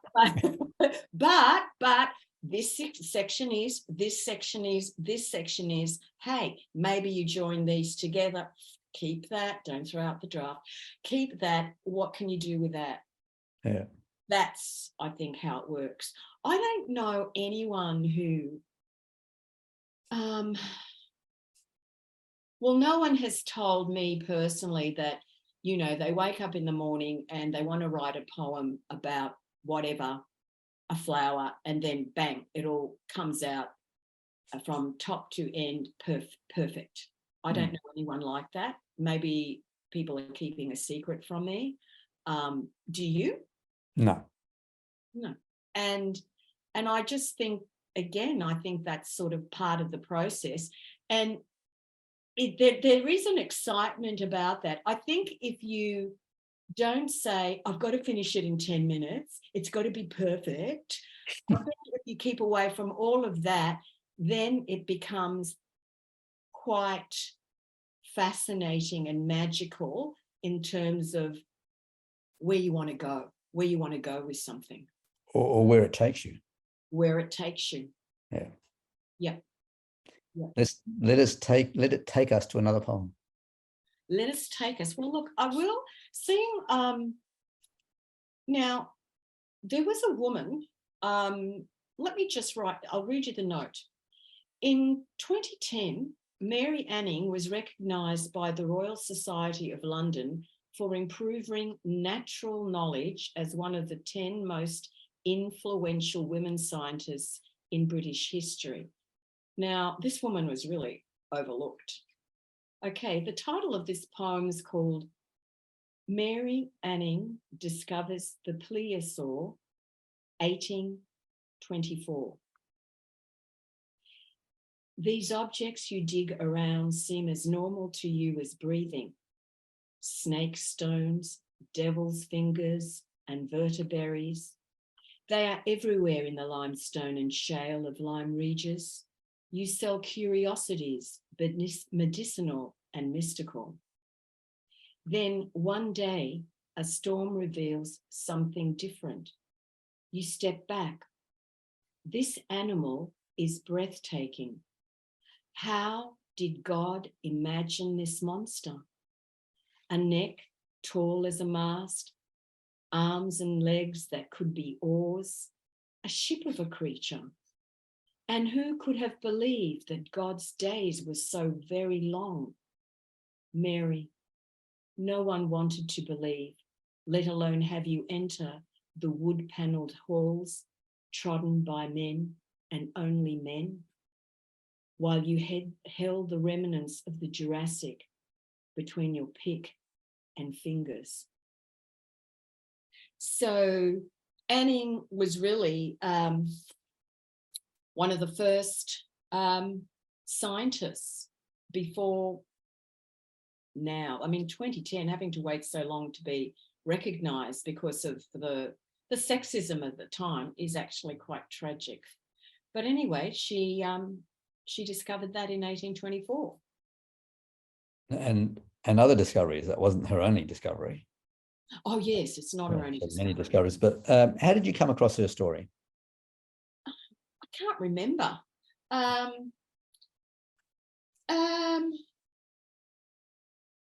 was wondering that there might have been, I don't know, I think I was digging around. I was digging around. I was digging around fossils, the subject of fossils, and then she came up. Yeah. Excuse the pun. Yeah. But, so, and I also, as you probably read in other parts of the collection, that I am interested in women's issues, and so I really wanted to write about her story, just from the point of view that she was a woman struggling to be recognized. Yeah. I stumbled across her story Yeah. a couple of years ago. I'd never heard of her before. Right. When I was reading a book about amateur archaeologists, well, she wasn't really an amateur in a way, but it's a story that people should know, and maybe a lot of people don't. So I'm glad that this poem's here. I like this poem. And you say sort of you're interested in the issue of women, and you've quoted this quote that she was, finally recognized in 2010. The poem reflects on one of many examples of the historical dismissal and marginalization of the achievements of women. Yes. Yes. Is that, were you keen to get it out there because of that dismissal and marginalization? You want her to get some recognition, or? Oh yes, of course I want that. Yeah, I really do. And there's not in the poems I've sort of chosen to look at today or to read today, but there are another poem about a plant expert in the collection. But yes, and sometimes I'm going to say it now. Really, I am going to say it. I think, well, I'd like to see us as humans, as a society, know more about this sort of thing, like the natural world and the people, the giants that, others have stood on their shoulders to get to where we are in terms of knowledge, than celebrity lives. Yeah, well, I can understand that. I don't care what they eat. You know what I mean? I just and I see that I see that a lot on the internet. Like, I've got a phone. The phone dictates my life. I can't stand it. I mean, I couldn't go to work without having a phone because of authentication with the computer to get in, to get out. Like, you need all this stuff now just to be able to work. You need a smartphone. And so not only there, I've got, things that drop into the phones by, Google or whatever. And there's all sorts of stuff that I just don't even want to read. And I'm much more interested in things that make a difference, I suppose, than this obsession we have with, say, celebrity. I don't know whether it's just a sort of like a release valve that we need, so it's just sort of something mindless we can concentrate on or whatever. But I'd like to see more time given to people who have made a difference. Yeah. And are making a difference making a difference. Yeah. They're important stories. The poem mentions God and belief several times. Is that an allusion to Anning being devoutly religious or something else? No, to be honest, I don't know if she was religious. She was. Yeah, I didn't know that. But they had no choice but to be religious, So if you're religious, what degree are you that? And it's going to depend very much on in the society that you live in. So, you couldn't really be an atheist in, say, the Elizabethan era because you just got burnt if you said anything about it. So what you say and what you believe might be very two different things just for self-protection, right? But I think in those times, there would have been a whole view about God being the creator. So I take that as God the creator and her speaking to God the creator, because also this idea of the Jurassic and how you look at cosmology is also would have been a very tricky thing to be around, if you know what I mean. Like, some people even today think that the world was created in 7 days and don't see that as some kind of, metaphor. Yeah. So I put it that way, thinking this is how she is. This is how she would think in that time. Yeah. You've read 2 poems about fossils.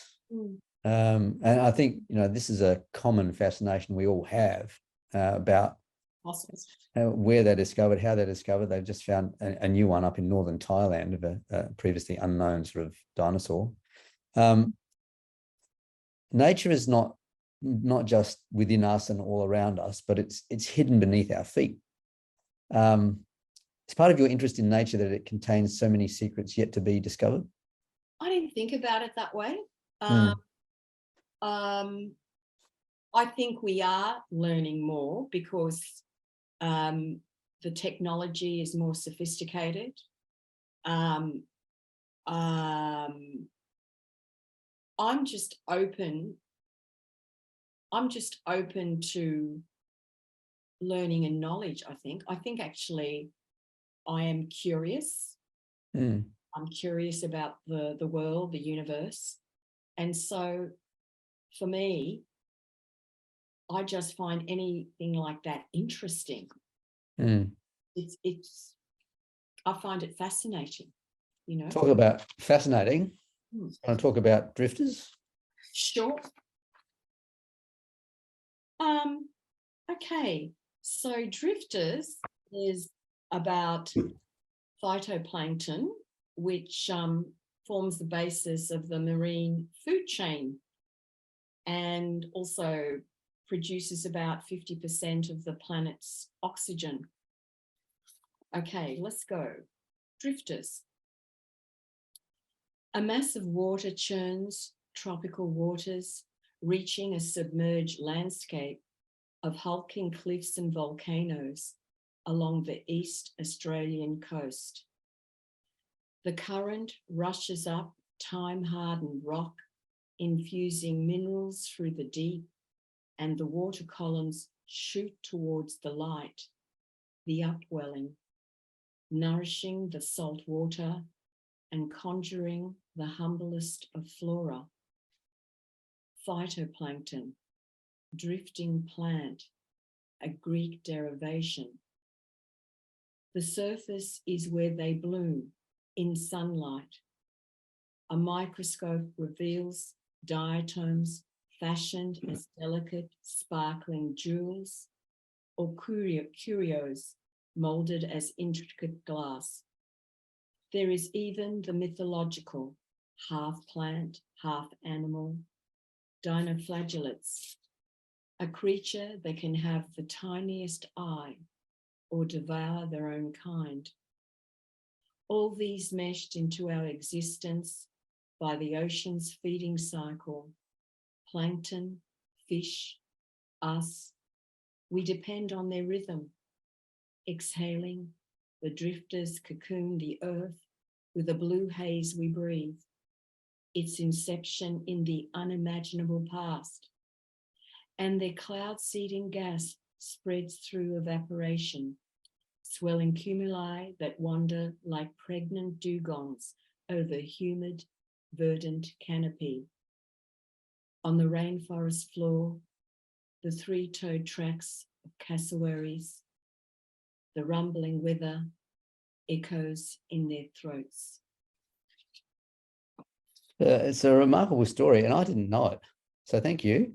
I mean, the role of trees in consuming carbon dioxide and producing oxygen is well known, but I imagine that many of us have no idea that phytoplankton consume as much carbon dioxide as all of the Earth's forests and plants combined. It's extraordinary. Well, this is why we have to really, take care of our environment. We really, and I feel so, I have so much respect for scientists and conservationists and citizen scientists and all these other people who are interested in protecting the interconnections that we have with our planet and the universe.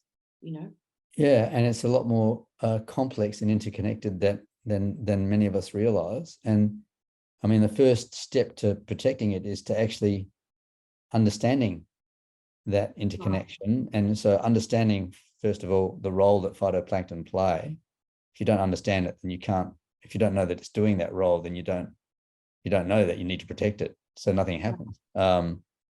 So yeah, that was a eye opener for me. And funnily enough, I did a little bit of research, and there's a whole bunch of poems about phytoplanktons around the place. People have been onto this. I've just been a bit slow. I haven't really actually read any. Yeah, God, that's good. Yeah, there are. So obviously people are sort of thinking about this sort of thing. It's good to spread the word. Thank you. I want to ask you a question though, because I couldn't find this. What is mythological about dinoflagellates? Oh, I think it was the idea of devouring their own kind and having a tiny eye. Well, but also this idea of being half plant, half animal. Like I'm sort of thinking about those Greek stories of people being turned into plants or satyrs and stuff like that. That's what it evoked in me. Yeah, as I understand it, they have characteristics of plants and characteristics of animals, but they're neither. Yeah, it's really weird. I mean, I'm not an expert. As I say, this is not my subject area, but it's all very kind of fascinating. Yeah. No, it's wonderful. Because what you do is I read the poem and then I go off and start investigating. So because I want to know more about how it all works. You mentioned earlier that you feel a sense of wonder at the world, and to me, that really comes through in this poem. There's a kind of reverence in this poem and a sense of wonder throughout it. And you're taking this sort of throughout the book, you're taking this very long historical view, as we've talked about. And it's almost like your poems are envoys of exploration. Do you think that's a fair characterization of them? Yeah, I think I'd have to say that, because if I am exploring, actually am exploring because I'm researching. I'm not, it's like, it's something I want to know about. It's something that interests me. So I guess so. I guess so. I've never thought about it that way, but if you're interested in a subject and you're researching that subject, then you are going into an area that you don't really know about. I am a bit mindful of time. I'll do lockdown. To lockdown. It was written in lockdown. I figured. Definitely written in lockdown. Okay. Lockdown. Don't cringe when I say I miss the smell of chlorine at the public pool. I've been schooled in the dark arts of cleaning. My parents thoroughly promoted the benefits of hand washing, bleach, and methylated spirits. Their lives filled with the European post-war diseases, tuberculosis, dictatorship, and hunger.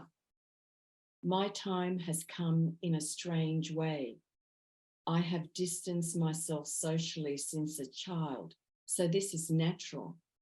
There is plenty to do that doesn't include others.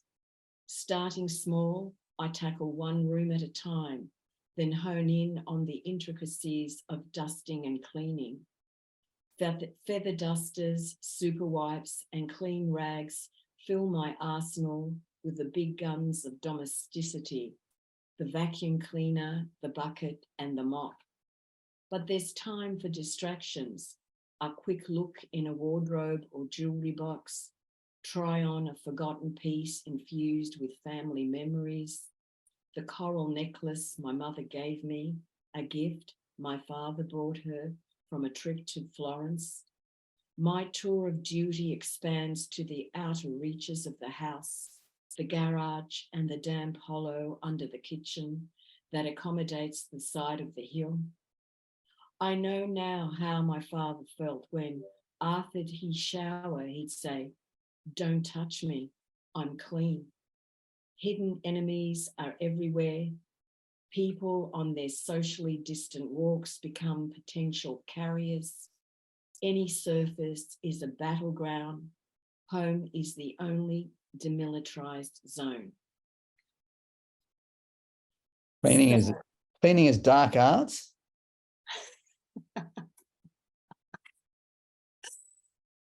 How will I put it? My father was a germaphobe. Yeah. So there was, like cleaning the house was a big deal at our place. Yeah, I got that sense. So cleaning the house was a big deal. And my father was like that. He was a fitter and turner.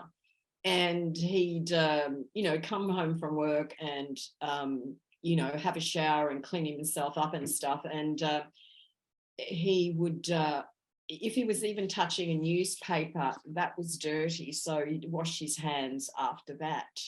So I wrote a poem about him and how I thought he became that way in my previous collection. But it used to drive my mother insane because he used to go over the bathroom you know, like the basin, the loo, the bar with bleach. Mm. And so what would happen if she leant against it, it would then, you know, ruin whatever she was wearing. Yeah. Gee.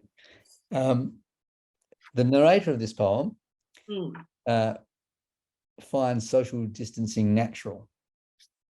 But isn't that when social distancing is by choice rather than by imposition of circumstance? Yes, I guess so. But I guess what I was trying to say was that, you know, how we had all this thing about lockdown and keeping clean and keeping away from everybody. I mean, I went on those walks, you know, at a certain time of day, and I would, when we were allowed to walk, and then I would ring a friend and they'd be on their walk, and then I'd be doing a couple of laps of an oval and they'd be doing a couple of laps of whatever an oval of the neighborhood. So it was this kind of ritual. Yeah, I guess social distancing, we had to keep away. It was this whole idea of spreading the virus, right? So for me, what I'm saying is, my father made us very aware with viruses in the world from a young age. Yeah. They were everywhere. And so there was this whole ritual about cleaning and keeping away, and this idea of like, when he says, "Don't touch me, I'm clean," that actually happened. I mean, he would be clean, and we weren't supposed to, if we hadn't washed our hands or whatever, just keep away from me. It was a bit like that. So you were primed and ready for COVID. That's what I was trying to say. I mean, the poem does capture the isolation of lockdowns, and the absence of human contact in this poem is palpable. But you find comfort in inanimate things, in pieces infused with family memories. Is that enough though? Is the narrator trying to convince herself that is enough when in fact it isn't? I wouldn't say it's definitely enough, but I'm sort of saying that probably I was, how will I say, this is sort of like a little ritual when I was a girl too, because I would clean the house, like, so the house. No, we're going to the really interesting topics. Yeah. The nitty gritty, Rosanna. Is that my mother would get us all to clean the house once a week on Saturday. So that's what Saturdays were spent. She was really, can I say, obsessional about it? So there was things like going through, I used to go through her jewelry, because I'd be cleaning the jewelry boxes and stuff like that. Is it enough? No, but it's curious. I do believe you need human contact. But what I'm trying to say is that I was ready for it, because I've experienced this before in my life. So like being at home, and also having that job of cleaning the house, like dusting and mopping. I was brought up to be a good housewife. There you go, David. My dirty secret. Good to know. It's good to know these things. All right. The sense that any surface is a battleground felt very real during COVID, right? But absolutely. Have you been struck by how quickly we've forgotten it? David, I've got something to tell you. Oh no. Yeah. Here in Queensland. Here I am in Queensland. I do think some people have forgotten, but I don't forget. I know you don't forget. And it's like, actually, when I'm in lifts, I do wear a mask, and when I'm in a crowded place, I do wear a mask. And when I'm teaching, if I'm close to someone, I'll wear a mask. Yeah. Because I've got people who are away with the flu or whatever they've got. So if I'm doing something close like a one-to-one, I will wear a mask. If I'm in front of a class, I don't. And this is at this stage. But I don't like crowds. I don't like, that whole feeling of being, in a sardine can. Yeah. Yeah. I don't Yeah. like. So, yes, I think most people have forgotten about it, but not me. Yeah, no, I understand that. Did you feel in some way vindicated, by COVID for your vigilance? No. Heaven forbid. I think we always have to be very, very careful what we think and say. That's what I think, because I know when I'm not careful, I get a big dose of what's called humble pie. So I have decided that it's probably best to say less than every little thought that goes through your head. So I just pretty much just work with my own feelings, saying, how do I feel about this? Do I feel vulnerable or whatever? I work with my intuition for me about how to conduct myself. Okay. Everyone's going to think I'm really sort of this obsessional cleanliness person. No. I mean, we could use with a bit of it around here.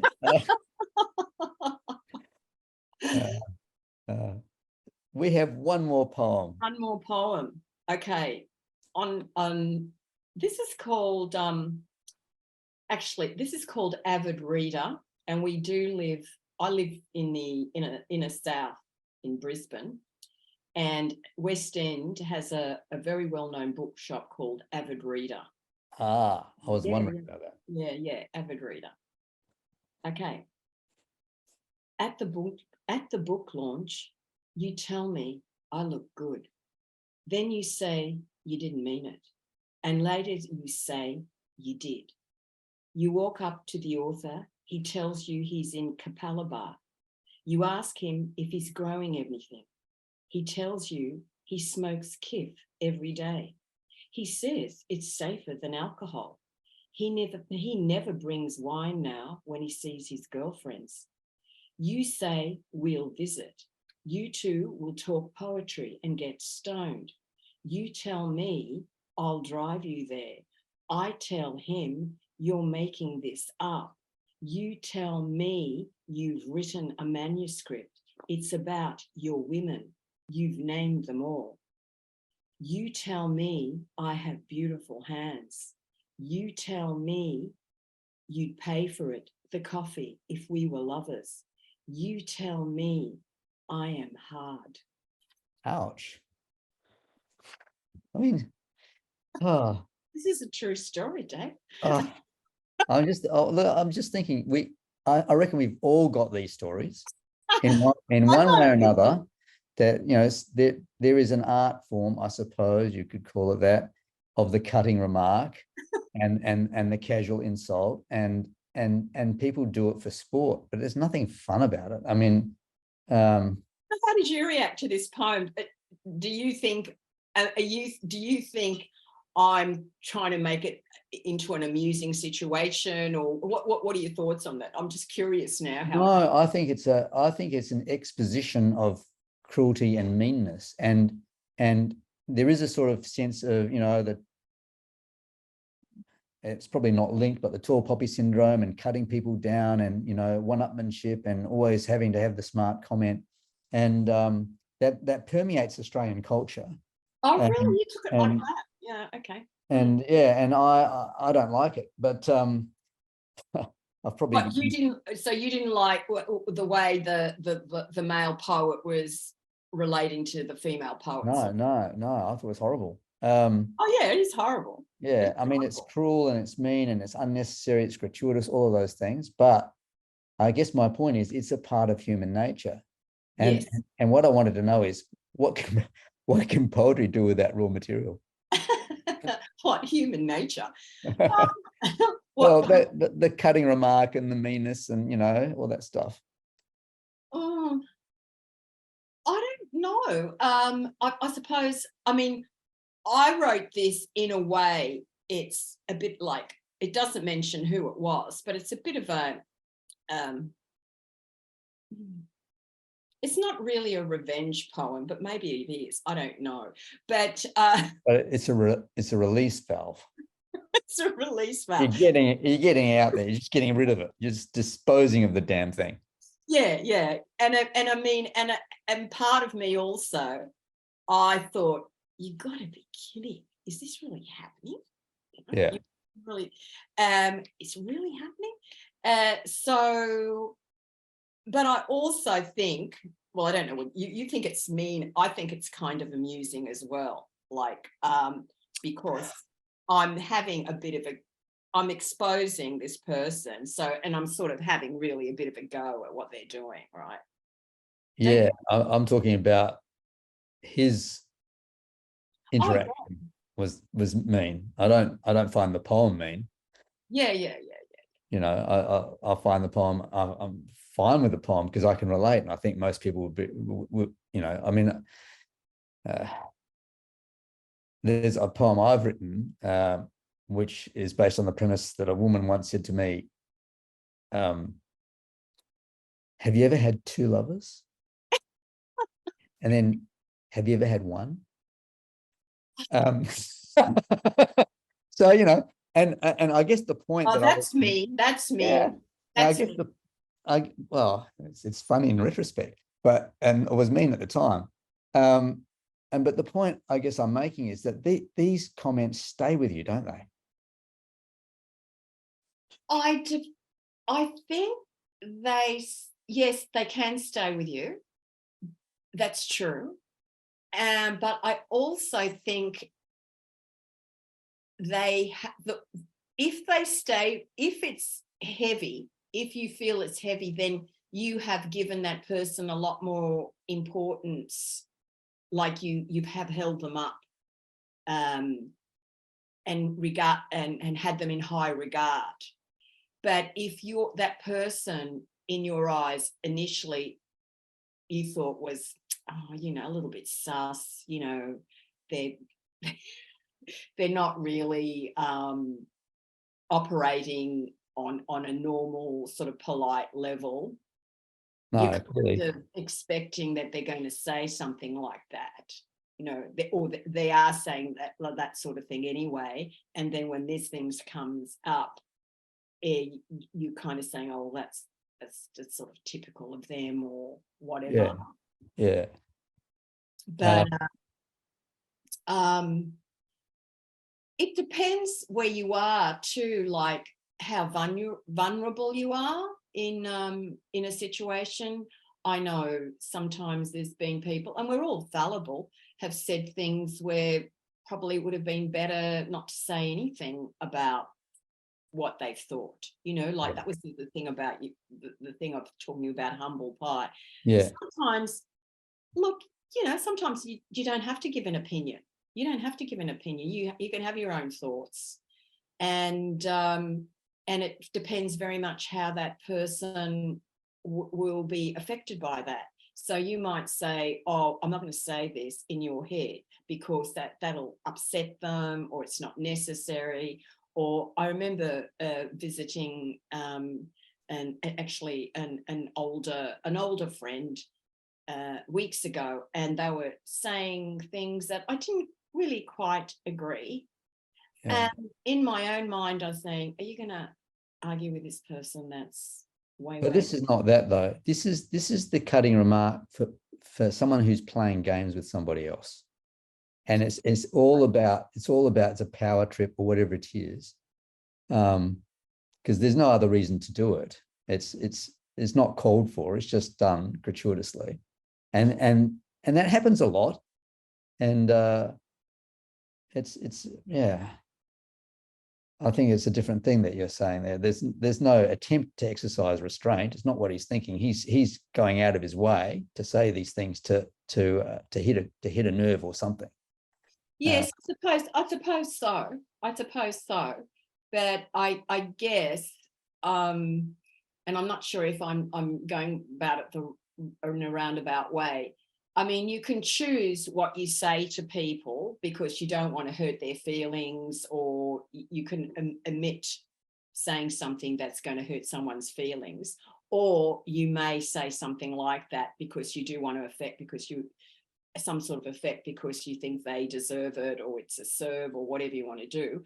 But when you look at someone like that, you can choose how you respond to it too. Yeah, you choose what you respond to, and then but also I think how you take it on, how much it hurts you or doesn't hurt you, depends on your regard for that person. So what I was trying to say about this older person and their opinion, I didn't kind of agree with it. So I thought, I'm not arguing with this person. I'm just here for a cup of tea. That's all I'm there. They can say whatever they like. That's fine. I don't want to enter into that. That's what I guess what I'm trying to say. I'm there to say, oh, you don't know what you're talking about or whatever. Because also I have a regard for this person, right? And also their character or the position that they're in, I can see why they're saying this stuff to me. So I don't have to take it on. With this, I don't take it on. I didn't take it on. I actually thought it was kind of funny in a way, because I thought, oh, I can't believe this is happening. And then the last remark, I mean, obviously it's not a really pleasant interaction, but here's this person saying that they're going to write about the women in their lives. And you're kind of thinking, well, maybe it's not such a good idea to be a woman in your life. Well, actually, it's interesting because what I saw here was that the only time that you, the narrator, inserts yourself into the poem is once, when you say, I tell him you're making this up. Yeah. The rest of the time, you're kind of letting it wash over, and you're not reacting to it. You're actually standing back and you're not reacting to it. And I was wondering whether that's a strategic decision or because you've been taken off guard and you're in a state of shock really by what's going on. Look, if you look at it, I was actually at a book launch. So he's talking to the person that's just launched their book. And again, I think I'm not going to start an argument or anything. Yeah. So that's what I mean, like choosing the words. Yeah. I tell him, you're making this up. Yeah. It's basically saying that this is not going to happen. It didn't, I'm not going to go into this. Yeah. Even though he's saying this is what's going to happen, da da da da da da da da da da. And I'm thinking, this guy's a nut. But I'm at a book launch. He's talking to the person who's launched their book. I'm not going to cause a scene. Yeah. But was this one of those occasions when you went home and thought of all the things you could have said? No, not at all. Not at all. I just stepped right back. Yeah. That's a healthy way to do it. Well, I mean, what are you going to do? Yeah, exactly. I mean, it's really interesting. Actually, it's really interesting that you've reacted that way. And I'm not saying that there's a right way or wrong way that people should react to it, but I know I've seen women have read it and they laugh because it's something familiar. Yeah. No, I mean, there's a part of me that's laughing too, but I like to explore these things. We're here to talk, so I thought I'd. Why not? You. Well, and isn't that a great way to finish up? Yes. With the avid reading. May we have lots of avid viewers. I just wanted to say I really enjoyed our chat. Yes. Yeah. I wasn't sure where we were going to go with everything, but I really enjoyed it. And it's like a poem, Rosanna. It never goes where you think it's going to go. You're so right, David. You're so right. And thanks again. As I say, I really enjoyed participating in Poets Corner. Yes, well, and may it continue. it will, I hope. Thank you so much. Thank you so much, Rosanna, for sharing poems and exploring insights on the wonderfully broad, diverse theme of nature, broadly with a small and capital N. Details of Rosanna's latest book earlier will be posted with this podcast, so please look out for them. We will return in a month or so with Ian Gibbons and his stunning video poems on the theme of limits of language, limits of experience. See you then.